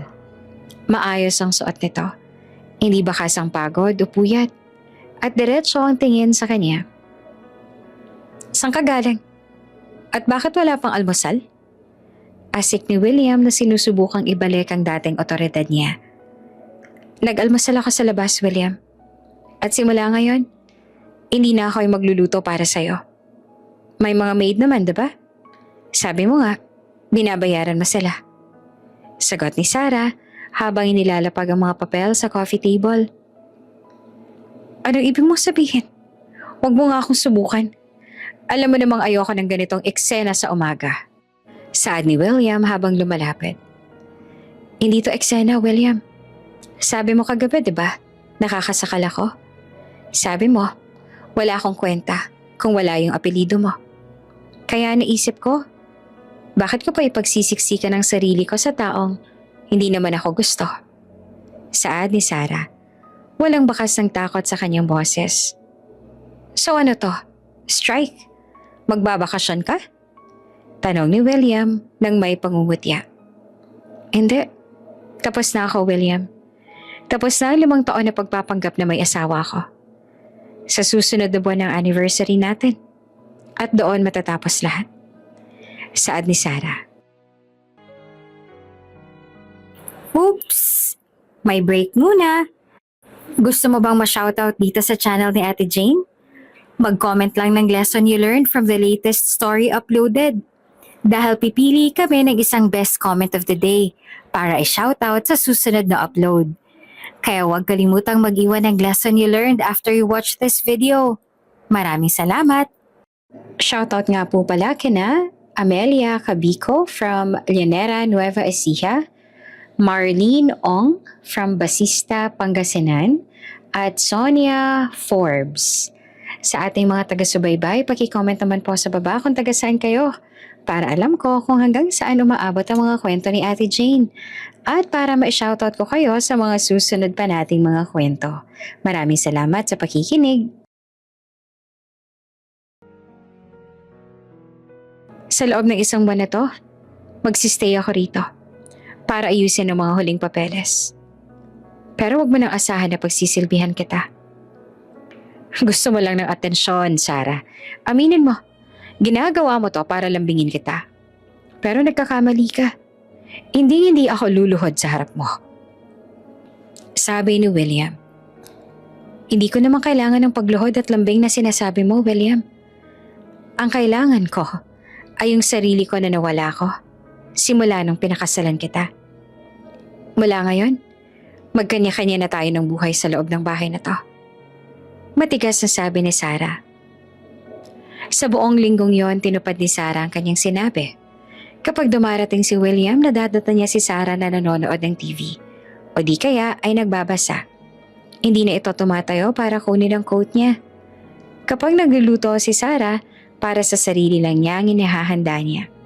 Kung gusto ni William kumain, kailangang mag-utos pa to sa mga maid o umorder sa labas. Isang gabi, hindi nakatiis si William nang makita si Sarah na masayang nakikipag-usap sa telepono habang tumatawa. Isang bagay na matagal niya nang hindi nakikita. Sino yung kausap mo? At bakit ba ang ingay mo? Tanong ni William habang pumapasok sa sala. Wala kang pakialam, William. Private life ko na to. Sagot ni Sarah, sabay baba ng phone. Tumingin siya kay William nang walang kahit anong emosyon. Bakit? Naiingayan ka ba? Sanay ka naman na parang hangin lang ako rito, di ba? Isipin mo na lang na hangin na may boses yung naririnig mo. You're becoming unbearable, Sarah. Ano ba nangyayari sa'yo? Nasaan na yung asawa ko mahinhin tsaka masunurin? Sigaw ni William. Patay na siya, William.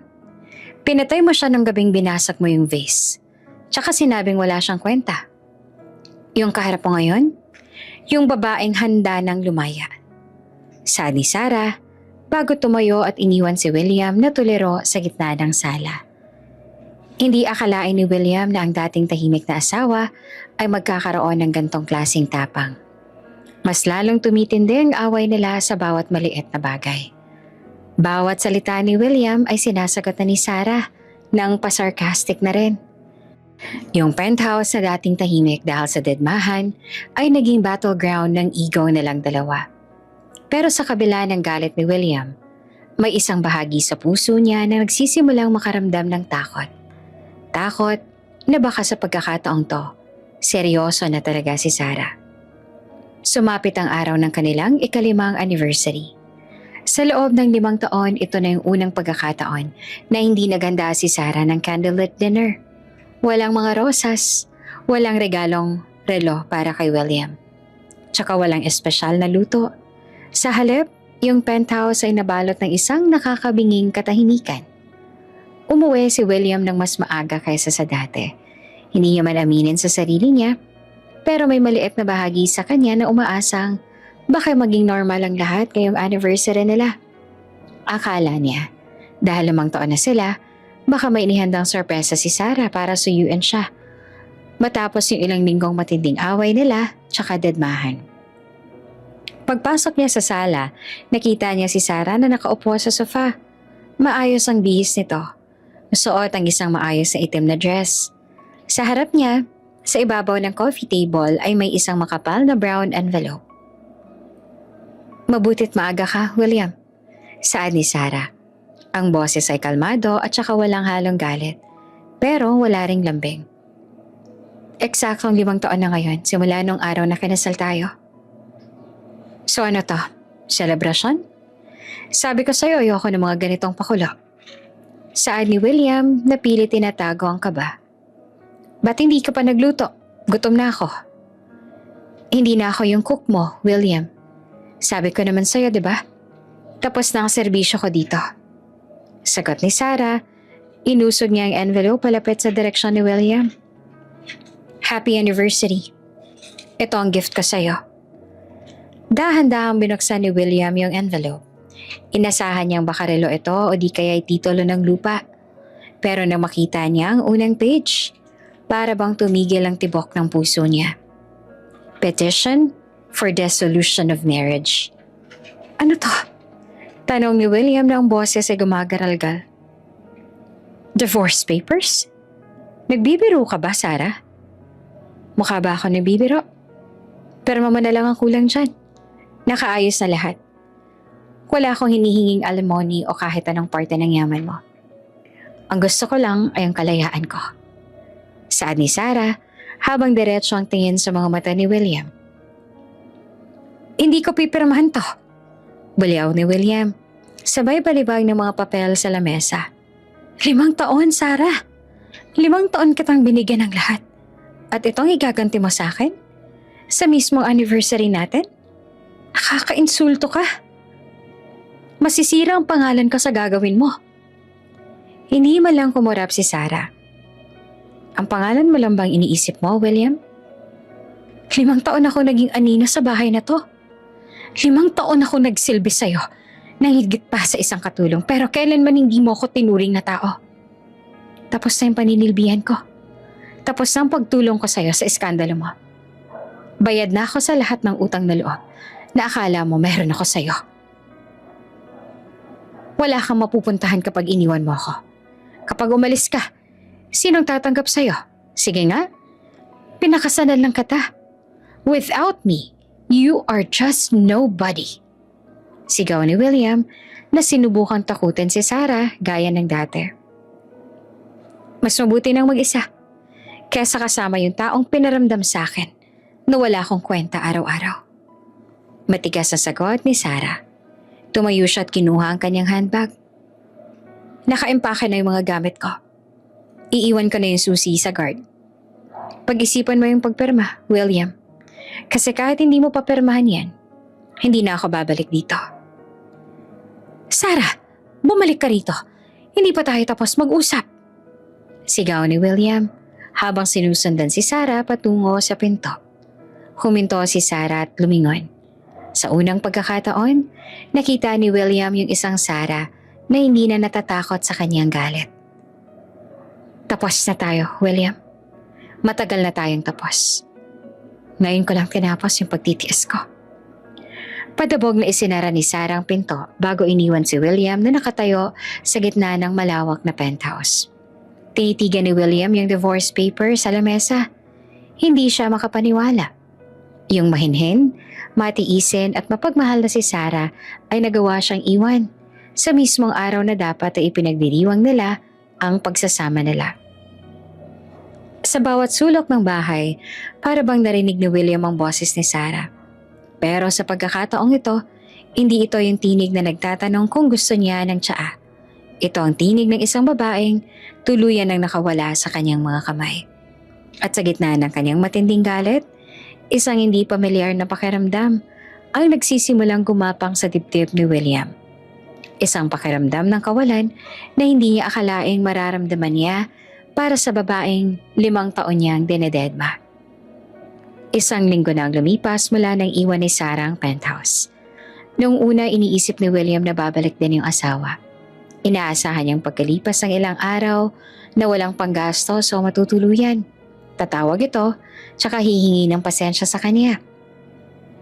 Pero lumipas ang mga araw na tanging katahimikan lang ang sumasagot sa kanya. Sa loob ng opisina ni William, hindi siya makafocus sa mga trabaho niya. Nakatitig lang siya sa mga papeles sa harapan niya. Pero ang isip niya ay nasa divorce papers na iniwan ni Sarah sa kanilang mesa.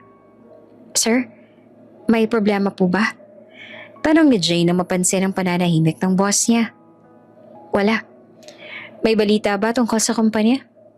Malamig na tanong ni William. Wala naman po, sir. Pero tumawag po yung abogado ninyo. Tinatanong kung may balita na raw ba kay Ma'am Sarah. Sagot ni Jane.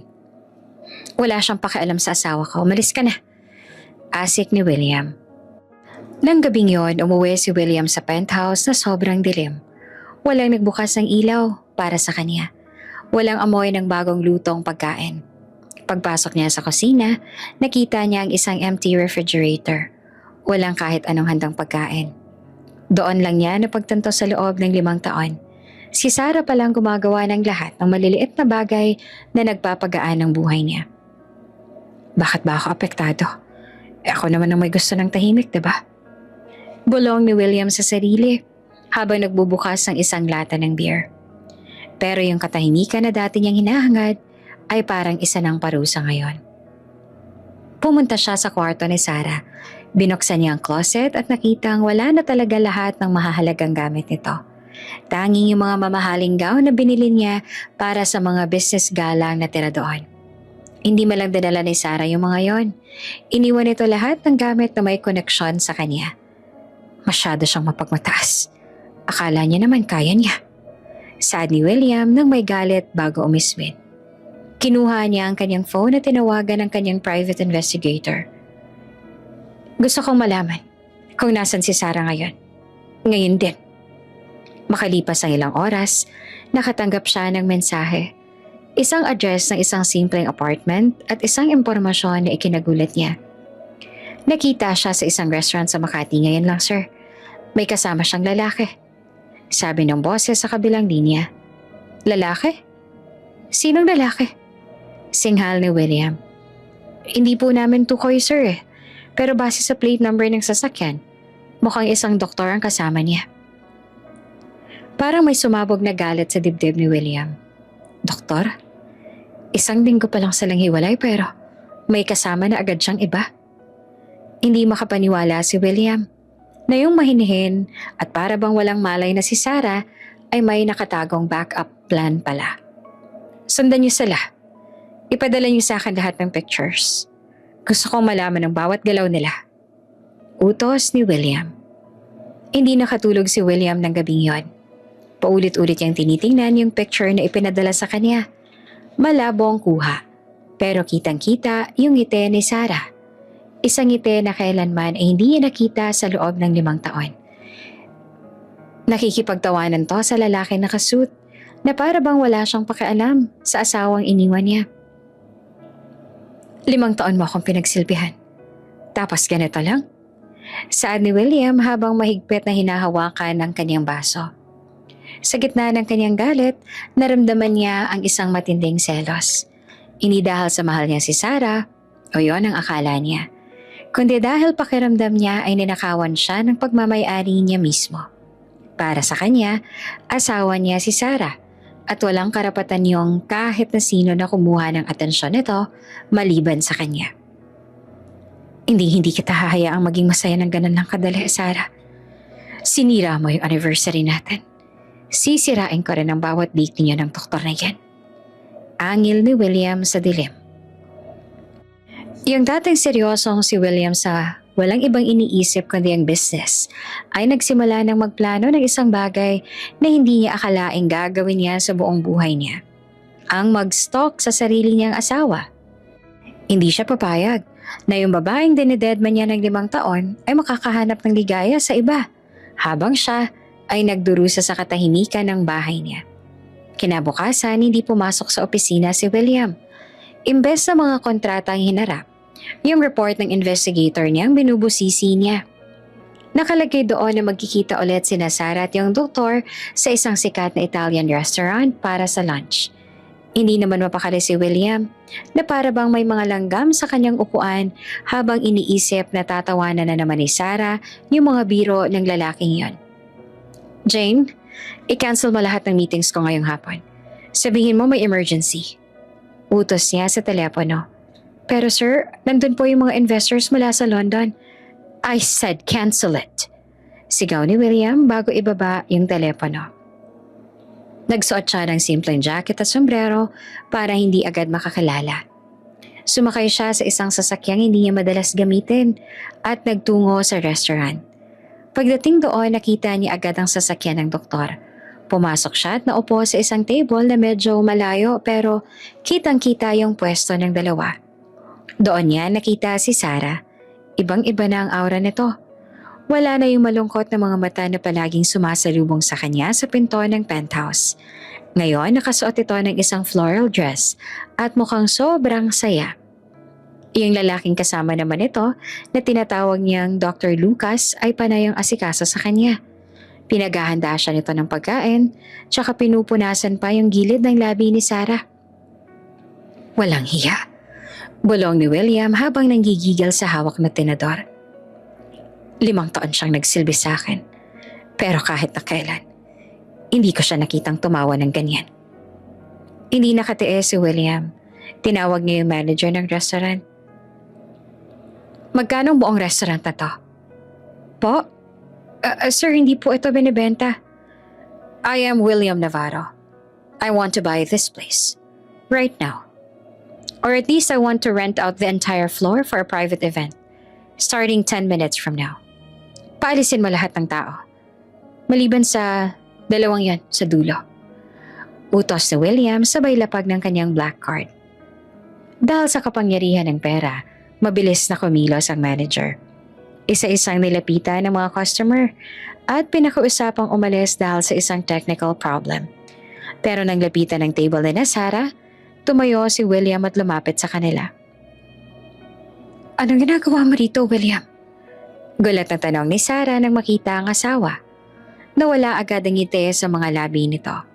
At yon ang mas lalong nagpainit ng ulo ni William. Nagkataon lang, nakakain din ako dito. Pero nalaman ko na under maintenance na yung restaurant na to kaya kailangang umalis ng lahat. Malamig na saad ni William habang nakatingin na matalim kay Lucas. Maintenance? Pero kakadating lang ng pagkain namin. Saad ni Lucas na para bang naguguluhan. Sabi ng management, kailangan nang umalis ngayon din. Giit ni William. William, wag mo nga akong ipahiya dito. Alam kong ikaw ang may gawa nito.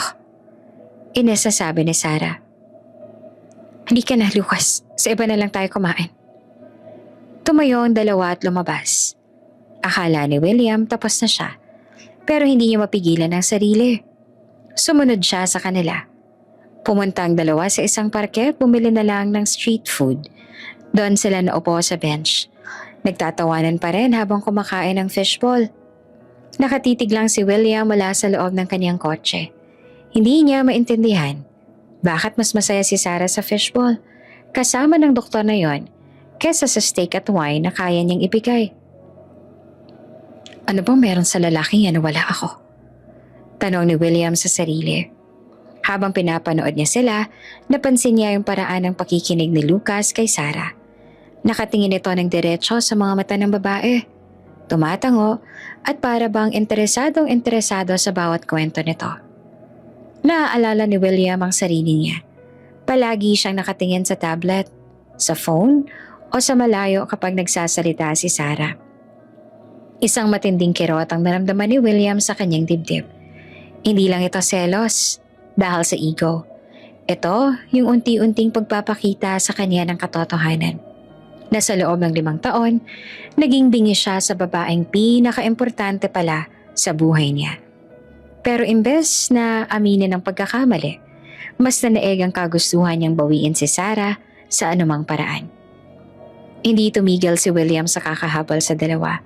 Kinabukasan, nalaman niya mula sa kanyang investigador na magkikita sina Sarah at yung doktor sa isang private coffee shop sa Tagaytay. Agad naman na nagmaneho si William habang binabaliwala ang mga traffic at ang mga tawag mula sa kanyang mga kliyente. Pagdating niya doon, nakita niya silang nakaupo sa may balcony, tinatanaw ang bulkang Taal habang masaya nag-uusap. Order mo ako ng kape, yung pinakamahal. Utos ni William sa kanyang driver na isinama niya para hindi siya masyadong halata. At alamin mo kung anong kinakain nila. Habang nakamasid mula sa malayo, nakita ni William kung paano dahan-dahang hinawakan ni Lucas ang kamay ni Sarah. Gusto nang sumugod ni William at manuntok. Muntik na nga niyang mabasag ang baso ng kape na hawak niya. Sir, baka gusto niyo pong lumapit? Tanong ng driver niya. Hindi pa. Hayaan mo muna silang mag-enjoy. Sisirain ko rin yan. Bulong ni William. Nang matapos ang date ng dalawa, sinundan pa rin sila ni William hanggang sa makarating sila sa tapat ng bagong apartment ni Sarah. Nakita niyang hinalikan ni Lucas si Sarah sa noo bago ito pumasok. Yung selos ni William ay umabot na sa puntong hindi niya na kayang kontrolin. Pagkaalis ni Lucas, agad na lumabas si William sa kanyang sasakyan at kumatok ng malakas sa pinto ni Sarah. "Sino yan?" tanong ni Sarah mula sa loob. Nang buksan niya ang pinto at makita ang galit na mukha ni William, agad siyang napabuntong hininga. "Anong ginagawa mo rito, William? Ini-stalk mo ba ako?"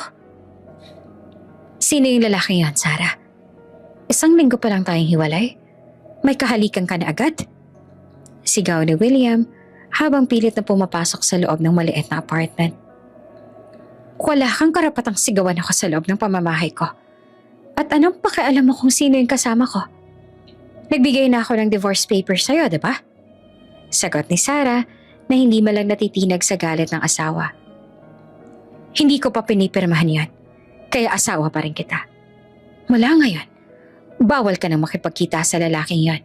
At bakit? Dahil ba nasasaktan yung ego mo? William, 5 taon kitang hinintay na tingnan ako ng ganyan. Napaglaanan ako ng oras.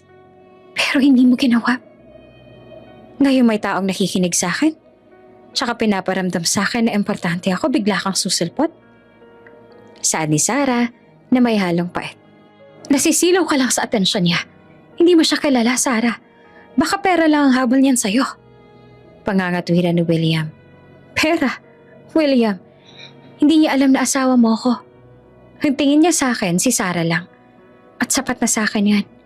Ngayon, lumayas ka na bago ko patawagin yung security." Matigas na sabi ni Sarah. Napilitang lumabas si William dahil sa tindi ng tingin ni Sarah. Sa loob ng sasakyan, sinuntok niya ang dashboard. "Hindi ako papayag. Hahanapan ko ng dumi ang doktor na yan." Tinawagan niyang muli ang kanyang investigator. "I want everything about that doctor. His history, his family, his bank accounts. I want to know everything."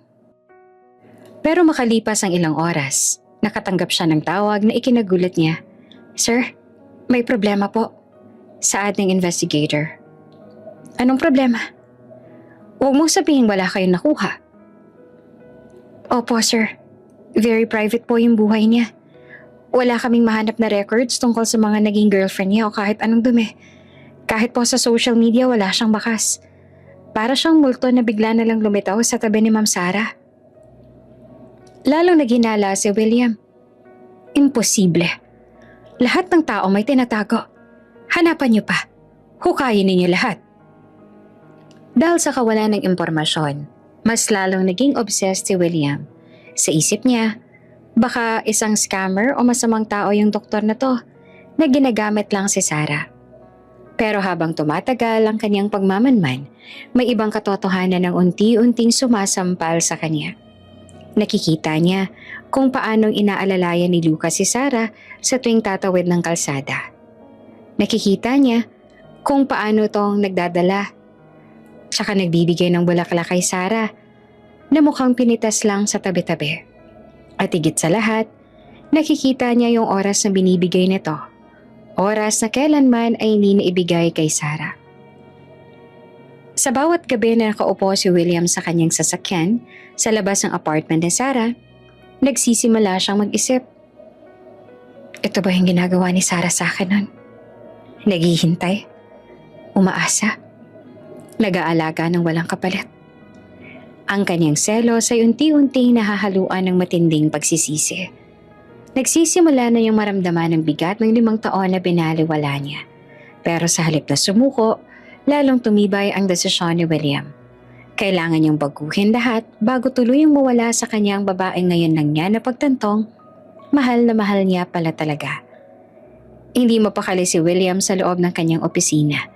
Kahit anong gawin niyang pagbabasa ng mga reports, ang mukha ni Sarah at ng doktor na yon ang nakikita niya. Galit na galit siya sa kanyang investigator dahil sa kawalan ng impormasyon tungkol kay Lucas. Paanong walang records? Gumawa kayo ng paraan. Babayaran ko kayo kahit na magkano. Basta't mahanapan niyo lang ng dumi yung taong yan. Sigaw ni William sa telepono bago nito ibinalabag sa mesa. Sir, may update po. Pumasok si Jane na medyo nag-aalangan. Nalaman po namin na magkikita sila ngayon sa isang art gallery sa mall pagkatapos daw pong manood sila ng sine. Agad na tumayo si William. Ihanda ang sasakyan. At Jane, tawagan mo yung may-ari ng mall na yun. Sabihin mo, bibilhin ko lahat ng ticket sa sinehan sa oras na papanooran nila. Gusto ko. Kaming 3 lang nandun. Pero sir, paano po yung ibang mga nanonood? Tanong ni Jane. Bayaran mo sila ng doble o triple. Wala akong pakialam sa gastos. Gawin mo lahat para walang ibang makapasok sa sinihing yon, kundi ako, si Sarah, at yung lalaking yon. Bulyaw ni William bago lumabas ang pinto. Pagdating sa mall, mabilis na kumilos sa mga tauhan ni William. Nagawa nilang harangan ang pinto ng cinema kung saan papasok sina Sarah at Lucas. Nang pumasok ang dalawa, nagulat sila dahil pagkalaki-laki ng sinihan pero wala silang kasabay. Parang tayo lang yata yung tao rito Sarah. Swerte naman natin. Narinig ni William na sabi ni Lucas habang nakaupo sila sa gitnang bahagi. Nakaupo naman si William sa bandang likuran habang nakasuot ng hood at salamin. Pinapanood niya ang bawat galaw ni Lucas. Nakikita niyang inaalok nito ng popcorn si Sarah at paminsan-minsan ay nagbubulungan sila tsaka tumatawa. Sa bawat tawa ni Sarah parang may kutsilyong sumasaksak sa puso ni William. Bakit sa akin hindi mo magawang tumawa ng ganyan? Bulong ni William sa sarili. Bakit sa loob ng 5 taon? Puro lungkot lang ang binigay ko sa'yo. Nagsimula na ang pelikula pero hindi yung screen ang pinapanood ni William. Nakatitig lang siya sa likod ng ulo ni Sarah. Napansin niyang sa tuwing natatakot si Sarah sa eksena, dahan-dahang humahawak ang kamay ni Lucas sa kamay ni Sarah para pakalmahin ito. Hindi na nakatiis si William. Tumayo siya at naglakad papaba patungo sa kinalalagyan ng dalawa. Hindi niyo ba alam na private screening to para sa akin? Malamig na saad ni William nang makarating siya sa tapat ng kanilang upuan. Nagulat si Sarah at agad na binitawan ng kamay ni Lucas. William? Sinusundan mo na naman ba kami? Sabi ko sa'yo, asawa pa rin kita, Sarah. Hindi mo pwedeng gawin yung mga ganitong bagay sa harap ko. Asik ni William habang nakatingin ng masama kay Lucas. Sino ka ba talaga? Kanina ka pang sumusulpot kung saan-saan. Tanong ni Lucas na para bang naiinis na rin. Kung asawa ka ni Sarah, bakit hinayaan mong makipaghiwalay siya sa'yo? At bakit kailangan mong gumamit ng pera para lang mang-istorbo ng date? Wala kang pakialam. At huwag mo akong kakausapin ng asawa ko ng ganyan. Sigaw ni William. Muntik niya nang sugurin si Lucas pero pinigilan siya ni Sarah. William, tama na. Nakakahiya ka na. Sigaw ni Sarah. Lucas, halika na. Hindi na tayo makakanood ng maayos dito.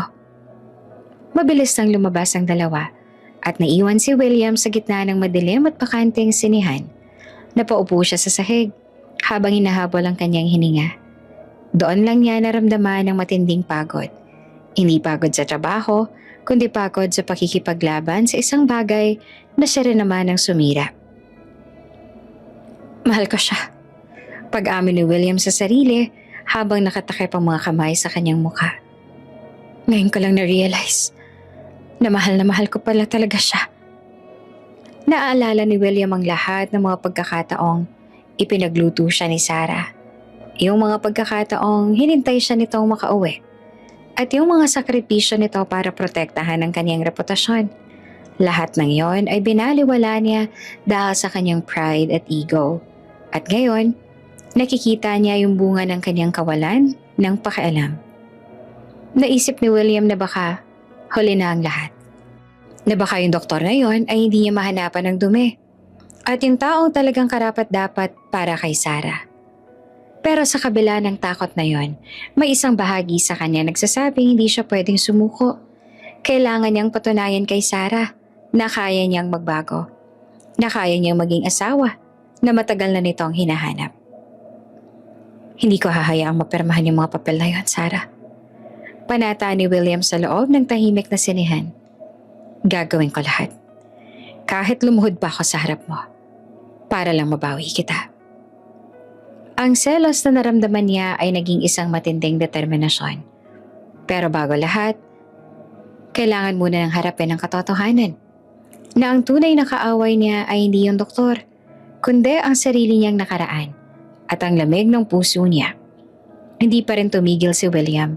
Matapos ang eksena sa sinehan, lalong naging desperado si William. Pakiramdam niya ay naubusan na siya ng oras habang papalapit ang hearing para sa legal separation nila. Hindi na siya pumapasok sa opisina. Ang kanyang buong mundo ay umiikot na lang sa kung nasaan si Sarah at yung misteryosong doktor na yon. Sir, may bago po silang schedule. Ulat ng kanyang investigator sa telepono. Nasa isang exclusive resort po sila sa Laguna ngayon. Mukhang mag-overnight sila, sir. Ano? Overnight? Halos mabasag ang boses ni William sa galit. Ihandaan niyo ang chopper. Ngayon din. Sa loob ng chopper, hindi mapakali si William. Yung isiping magkasama sa isang resort sina Sarah at Lucas ay nagpapasikip sa kanyang dibdib. Pagdating sa resort, hindi na siya nag-aksaya ng panahon. Binili niya ang lahat ng bakanting villa na malapit sa villa ni Sarah para lang matiyak na walang ibang tao sa paligid nila. Nadatnan niya yung dalawa sa tabi ng pool. Nakasuot si Sarah ng isang simpleng white sundress, habang si Lucas naman ay nakasuot ng short at t-shirt. Nagtatawanan sila habang umiinom ng juice. Sige na, Sarah. Sabihin mo na sa akin. Kailan mo balak pirmahan yung huling document? Tanong ni Lucas. Narinig ito ni William mula sa pinagtataguan niyang halamanan. Malapit na, Lucas. Konti na lang, malaya na ako. Salamat talaga sa pagtulong mo sa akin sa panahong to. Hindi ko alam kung anong gagawin ko kung wala ka. Sagot ni Sarah sabay hawak sa braso ni Lucas. Hindi na nakatiis si William. Lumabas siya mula sa pinagtataguan niya. Ang kanyang mukha ay pulang-pula sa galit at selos. Hindi kailanman mangyayari yan. Hindi ka magiging malaya, Sarah. Sigaw ni William habang naglalakad patungo sa kanila. Nagulat ang dalawa. William? Hanggang dito ba naman? Paano mo nalaman na nandito kami? Ines na tanong ni Sarah. Kahit sa dulo pa ng mundo kayo magpunta, mahahanap ko kayo. At ikaw, doktor na walang kwenta, layuan mo ang asawa ko. Sigaw ni William sabay duro kay Lucas. William, tama na. Nakakahiya ka na talaga. Hindi mo ba maintindihan na tapos na tayo? Sigaw ni Sarah. Tumayo siya at humarang sa harap ni Lucas. Ano bang gusto mo? 5 taon mo akong binaliwala. 5 taon mong pinaramdam sa akin na basura ako sa buhay mo. Ngayon, bakit ayaw mo akong hayaang sumaya? Dahil mahal kita. Ngayon ko lang na-realize kung gaano akong katanga. Sigaw ni William sa unang pagkakataon ay umamin siya sa harap ni Sarah. Nagsiselos ako dahil binibigay niya lahat sa iyo ng pagkukulang ko. Nagsiselos ako dahil siyang nagpapatawa sa iyo. Pero baka nakakalimutan mo, asawa pa rin kita. Mahal? Ngayon mo lang sasabihin yan kung kailan iniwan na kita? Kung kailan pagod na ako? Tanong ni Sarah na lumuluha ng mga mata. Yung pag-ibig hindi lang yan sinasabi, William. Pinapadama yan. At sa loob ng 5 taon, si Lucas lang ang nakinig sa akin. Siya lang nagtanong kung okay lang ba ako. Susubukan ko, Sarah. Magbabago ako. I-cancel natin yung divorce, please. Kahit anong gusto mo gagawin ko, huwag ka lang sumama sa lalaking ito. Pagsusumamo ni William, na ang kanyang boses ay puno ng pait. Huli na, William. Masyado nang malalim ang sugat. Saad ni Sarah bago hilahin si Lucas paalis.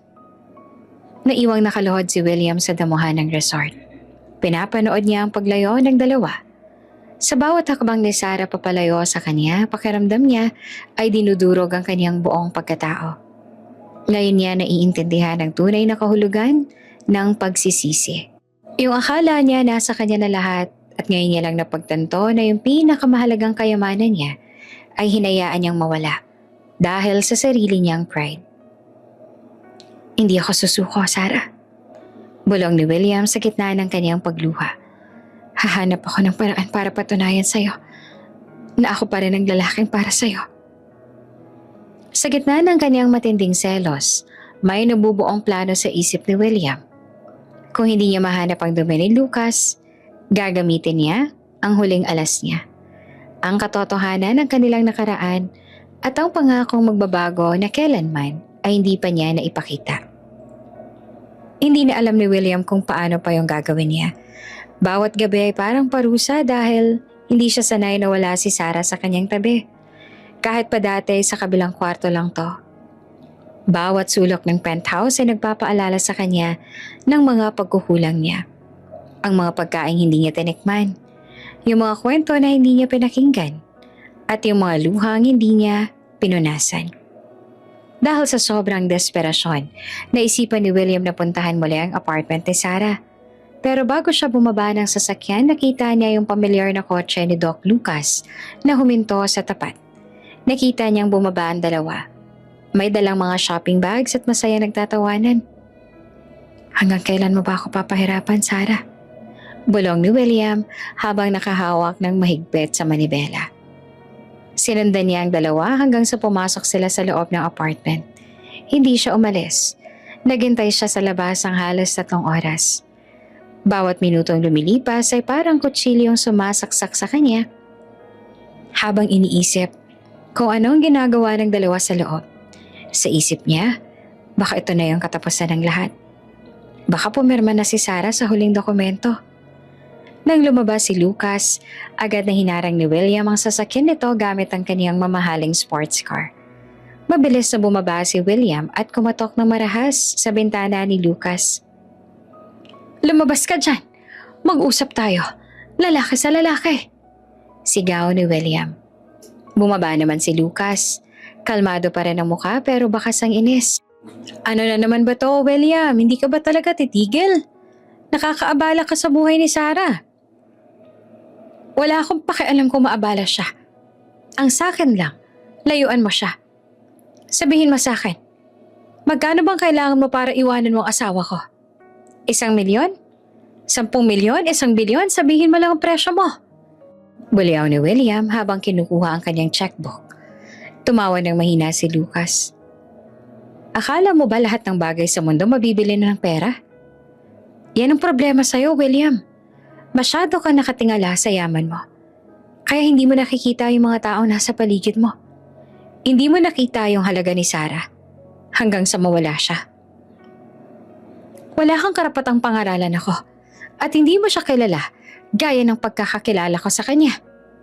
Sigaw ni William na handa ng manuntok. Talaga? Kilala mo ba siya?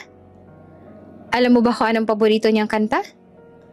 Alam mo ba kung bakit siya umiiyak tuwing umuulan? O kung anong pangarap niya bago kanya pinakasalan? Sunod-sunod na tanong ni Lucas. Natigilan si William. Wala siyang maisagot.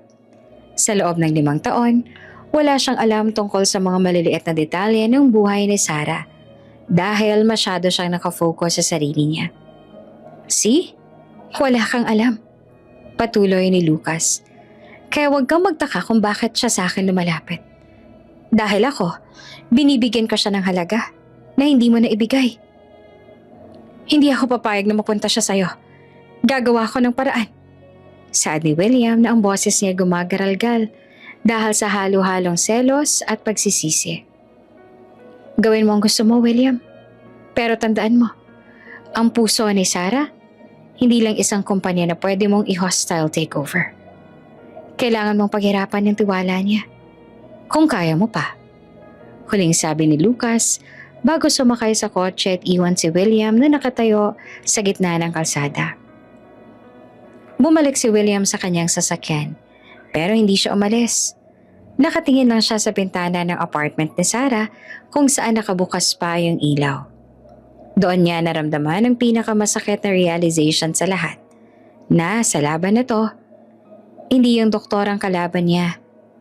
Yung kalaban niya yung 5 taon na binaliwala niya. Naisip ni William lahat ng mga anniversary na lumipas na hindi malang binati si Sarah. Naalala niya yung mga dinner na pinaghirapan ni Sarah, pero tinapon niya lang. Yung bawat pang-deadman na binigay niya ay parang isang pako na ibinoon niya sa sarili niyang kabaong. Sarah, patawarin mo ko. Hikbe ni William habang nakasandal ang ulo sa manibela. Sa gitna ng kanyang pag-iyak, isang desisyon ang nabuo sa kanya. Hindi na siya gagamit ng pera.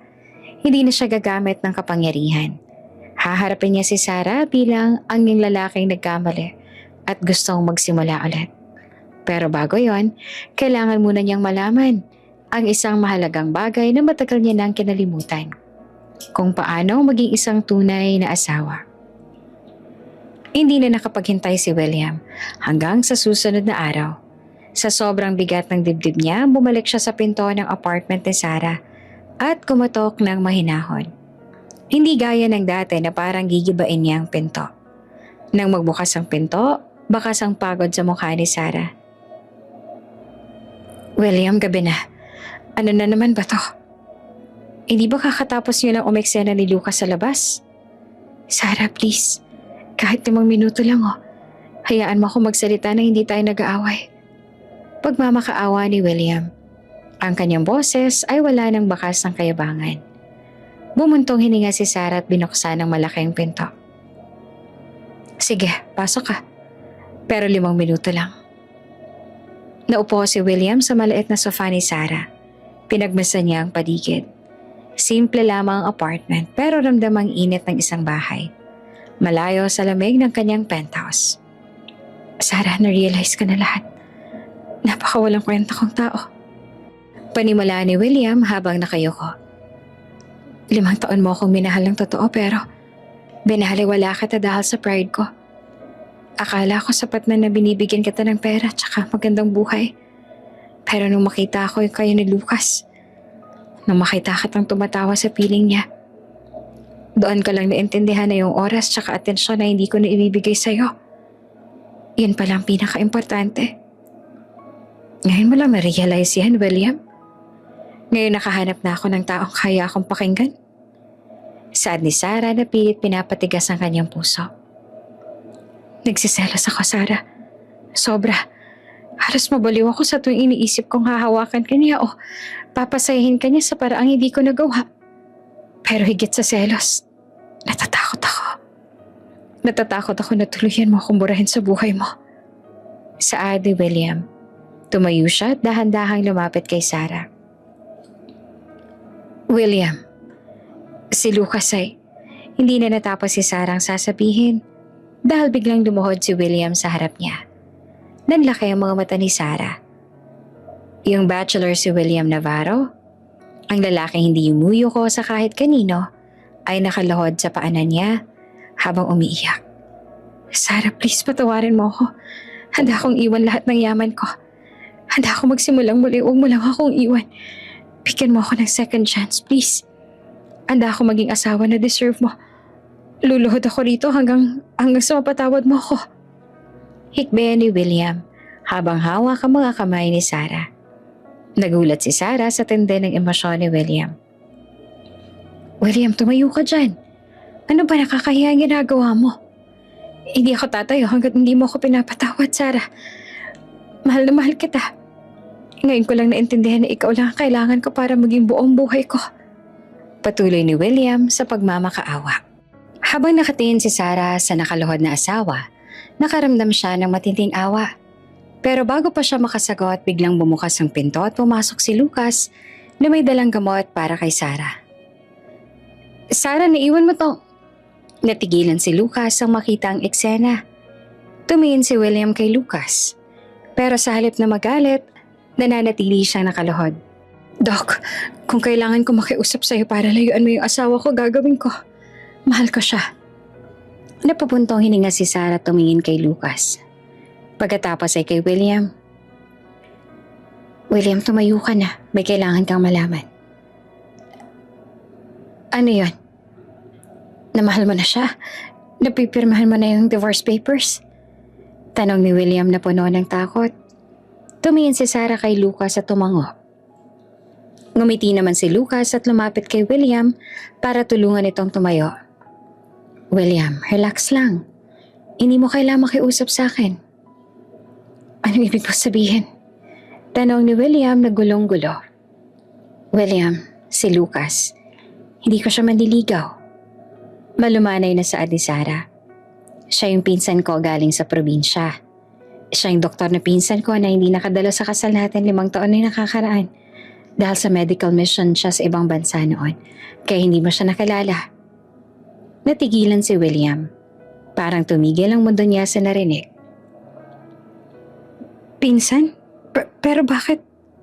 Bakit ang sweet ninyo? Bakit hinalikan ka niya sa noo? Bakit kayo magkasama palagi? Tumawa si Lucas. Sweet talaga kami ni Sarah dahil siya lang kais-isa kong pinsang babae na itinuring kong kapatid.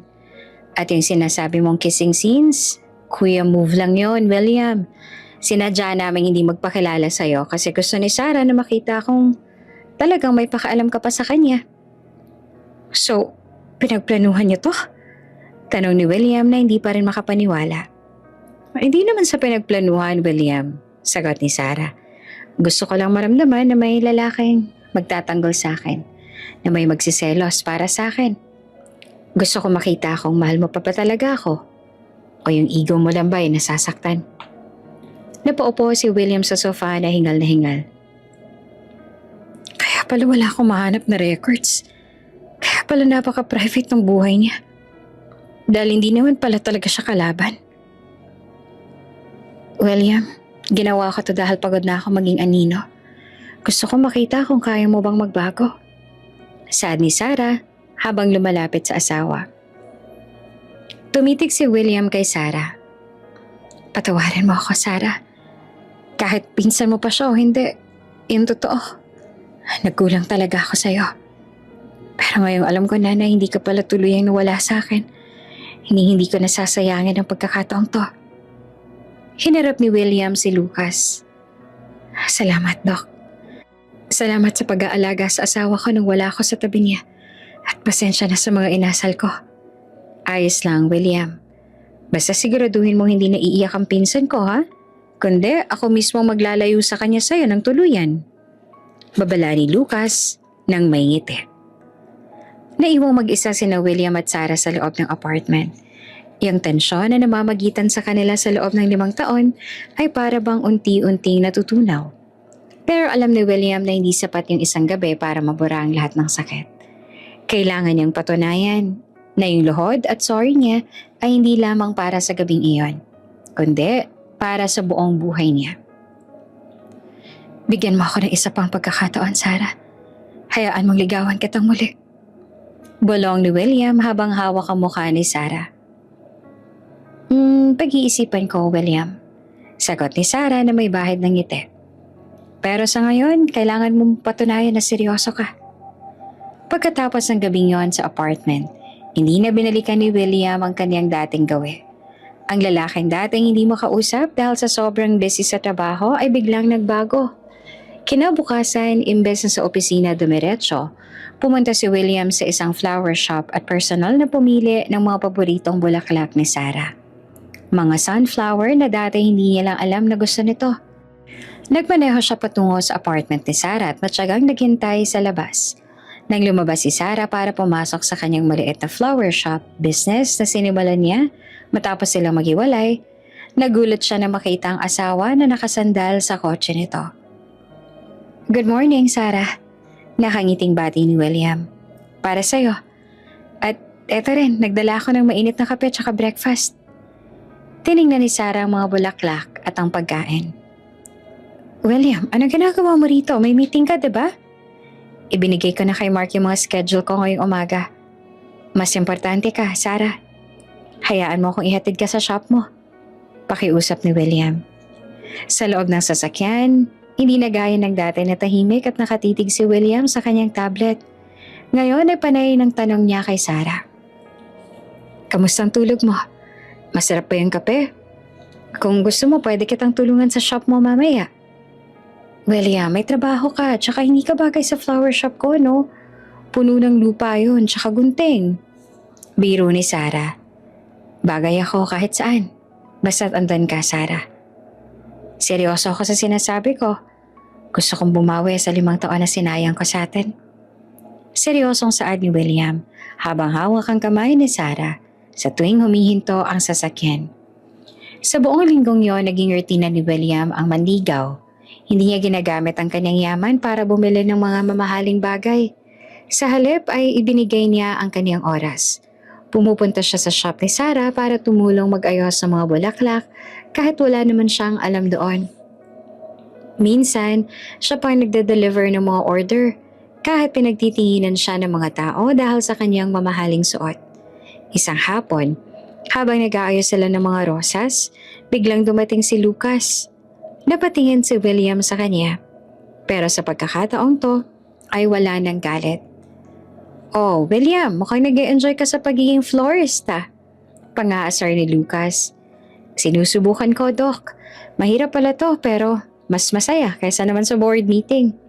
Sagot ni William, sabay kamay sa pinsan ng asawa. Sarah, pinapunta ako ni Mama. Tinatanong kung kailan ka ba raw bibisita ng probinsya. Isama mo na rin daw tong manliligaw mo kung talagang seryoso siya. Ani ni Lucas. Nagkatinginan sina Sarah at William. Sasama ako, Sarah. Kahit saan ka pumunta, sasama ako. Mabilis sa sagot ni William. Nang makaalis si Lucas, naging seryoso ang usapan ng mag-asawa. William, bakit mo ba talaga ginagawa to? Hindi ka ba napapagod? Malaki mawawala sa kumpanya mo kung palagi kang nandito. Sarah, sa loob ng 5 taon, nakuha ko na lahat ng yaman na gusto ko. Pero nung iniwan mo ko, na-realize ko na wala palang kwenta lahat ng bilyones ko kung mag-isa lang akong kakain sa penthouse na yun. Saad ni William habang hinahawakan ang magkabilang balikat ni Sarah. Yung pagod na nararamdaman ko ngayon, wala pa sa kalingkingan ng pagod na naramdaman mo nung dinededma kita. Gusto kong malaman mo na hindi lang to dahil sa selos o dahil sa nalaman ko yung tungkol kay Lucas. Ginagawa ko to dahil mahal kita at ayaw kitang mawala. Nakikita ko naman ang pagbabago mo, William.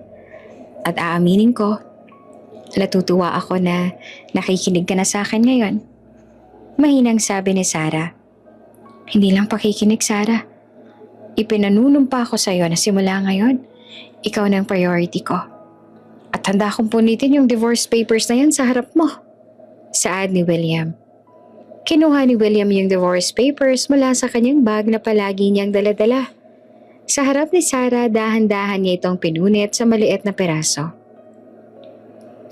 Wala nang divorce na magaganap, Sarah. Yung gusto ko, bagong simula. Napaluha si Sarah.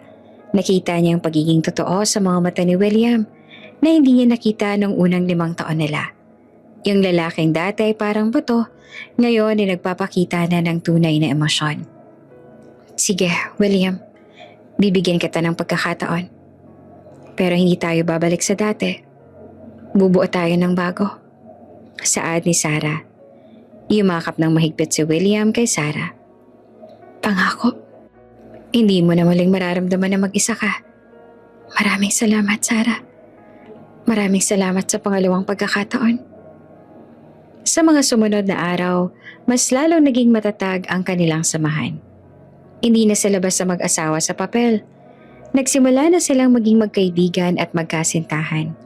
Natuto si William na magluto para kay Sarah. At si Sarah naman ay unti-unti nang ibinabalik ang kaniyang buong tiwala sa asawa. Napagtanto ni William na ang tunay na tagumpay ay hindi nasusukat sa laki ng bank account, kundi sa laki ng pagmamahal na kayang ibigay at tanggapin mula sa taong pinakamahalaga sa iyo. At para kay William Navarro, si Sarah ang kanyang pinakamalaking investment na hindi niya nahahayaang malugi ulit. Ito ang araw na pinakahihintay ni William. 1 buwan matapos siyang punitin yung mga divorce papers, nagpa siyang gumawa ng isang malaking hakbang. Hindi ito tungkol sa negosyo o sa kumpanya. kundi tungkol sa pagtatama ng lahat ng mali sa nakaraan nila ni Sarah. Inarkila ni William ang parehong simbahan kung saan sila unang kinasal 5 taon na ang nakakalipas. Pero sa pagkakataong to, hindi to dahil sa iskandalo. Walang media, walang mga business partners na hindi naman nila kilala, at walang halong pagpapanggap. Yung mga naroon lang ay si Lucas, pamilya ni Sarah, at ilang malalapit na kaibigan na naging saksi sa pagbabago ni William. Sa loob ng bridal suite, nakaupo ulit si Sarah sa harap ng salamin. Pero sa pagkakataong to, hindi mapawi yung ngiti sa kanyang mga labi. Ang kanyang mga mata ay nanginginig na sa saya. Malayo sa lungkot na naramdaman niya noong unang beses siyang naging bride. Gosh, Sarah, sabi ko naman sa'yo mahal ka talaga ni William. Tingnan mo ngayon, siya pa yung nagmamakaawa para sa renewal of vows na to. Saad ni Monica na naging bridesmaid ulit. Sobra siyang bumawi, Monica. Sa loob ng 1 buwan, hindi niya ako hinayaang matulog nang hindi niya tinatanong kung kamusta ang araw ko. Yung William na nakalala ko noon, parang ibang tao na siya ngayon. Masayang sagot na sabi ni Sarah. Samantala sa altar nakatayo si William. Kanina pa siyang pabalik-balik ng lakad at halatang kinakabahan. Panay ang ayos niya sa kanyang tuxedo at tingin sa kanyang relo. William, kumalma ka nga. Mas mukha kang kabado ngayon kaysa noong unang kasal niyo ah. Biro pa ni Lucas na tumayo na ngayon bilang isa sa mga saksi. Iba kasi to, Lucas. Ngayon, alam ko ng halaga ng babaeng maglalakad sa aisle na yan. Dati wala naman akong pakaalam. Ngayon, baka himatayin pa nga ako sa sobrang excitement. Pag-amin ni William habang pinupunasan ng pawis sa noo. Tumunog ang music. Yung pinto ng simbahan ay dahan-dahang bumukas. Doon ay tumambad si Sarah. Suot ang isang simpleng puting gown na mas lalong nagpalitaw ng kaniyang ganda. Sa pagkakataong to, hindi na tumingin sa malayo si William. Ang kanyang mga mata ay nakapako lamang kay Sarah, habang ito ay naglalakad papalapit. Habang naglalakad si Sarah, hindi napigilan ni William ang mapaluha.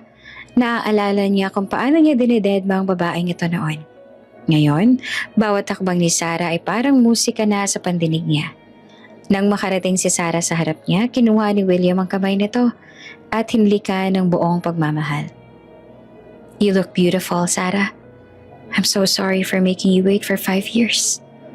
Bulong ni William bago sila humarap sa pare. Nagsimula ang seremonya ng renewal of vows. Nang dumating ang oras ng palitan ng sumpa, hinawakan ni William ang 2 kamay ni Sarah at tumingin ng diretso sa kanyang mga mata. Sarah, 5 taon na nakalipas ng mga ako sa harap ng altar na to. Pero hindi ko yan tinupad. Naging asawa mo lang ako sa papel. Panimula ni William na gumagaral-gal ang kanyang boses. Patawarin mo ako. Sa bawat gabi na hinintay mo ako. Sa bawat pagkain na hindi ko tinikman. At sa bawat pagkakataon na ipinaramdam ko sa'yo na hindi ka importante. Ngayon, sa harap ng Diyos at ng mga mahal natin sa buhay, ipinapangako ko na ikaw na ang magiging sentro ng mundo ko. Hindi na ako magdadedma. Pakikinggan kita. Aalagaan kita. At mamahalin kita hanggang sa huling hininga ko. Mahal na mahal kita. Sarah Navarro. Naiyak naman si Sarah sa narinig. Kinuha niya yung mic at sumagot din. William, mahal kita simula pa nung una. Kahit ng mga panahong dinededma mo lang ako, minahal pa rin kita. Kaya ako nanatili. Salamat dahil hindi ka sumuko nung akala mo mawawala na ako. Salamat dahil natuto kang makinig at magbago. Handa akong kalimutan lahat ng sakit ng nakaraan para sa bago nating simula. Mahal din kita, William. Nagpalitan sila ng bagong singsing. Mga singsing na simbolo ng kanilang pangalawang pagkakataon. I now pronounce you husband and wife. Again, you may now kiss your bride. Saad ng pare. Sa pagkakataong ito, hindi na sa noong humalik si William. Binuhat niya si Sarah at binigyan ng isang matamis at matagal na halik sa labi habang nagpapalakpakan lahat ng tao sa loob ng simbahan. Masayang masaya si Lucas na nakatingin sa kanyang pinsan. Pagkatapos ng kasal, nagkaroon ng isang simpleng garden reception. Walang masyadong bonggang pakulo. Puro lang tawanan at kwentuhan. Nakaupo ang dalawa sa isang table, magkahawak kamay habang pinapanood ang paglubog ng araw. Alam mo, Sarah, kung hindi ka nagbigay ng divorce papers na yan, baka hanggang ngayon di pa rin tayo nagpapansinan. Saad ni William habang inaayos ang buhok ni Sarah. Minsan talaga kailangan ng matinding gising para malaman mong halaga ng meron ka. Sagot ni Sarah sabay sandal sa balikat ng asawa. Hindi na ako matutulog ulit. Sarah, simula ngayon bawat gising ko, ikaw nang unang-una kong pahahalagahan. Pangako ni William. Umalis sila sa reception ng maaga. Hindi sila sumakay sa magarbo nilang sasakyan, kundi naglakad lang sila sa dalampasigan malapit sa resort. Ang lalaking dati walang oras sa kahit ano ay para bang nahanap ang tunay niyang kayamanan sa simpleng paglalakad kasama ang asawa niya. Sarah, tawag ni William. Gusto mo ba ng tsaa pag uwi natin? Ako naman ang magtitimpla para sa'yo. Nakangiting tanong ni William. Tumawa si Sarah at niyakap ang asawa. Gusto ko yan, William. Gustong gusto ko. Ang sabi nila ang divorce papers daw ay simbolo ng katapusan ng pagsasama. Pero para kina William at Sarah, ang divorce papers na yon ay naging tulay para maayos ang pagsasama nilang dalawa.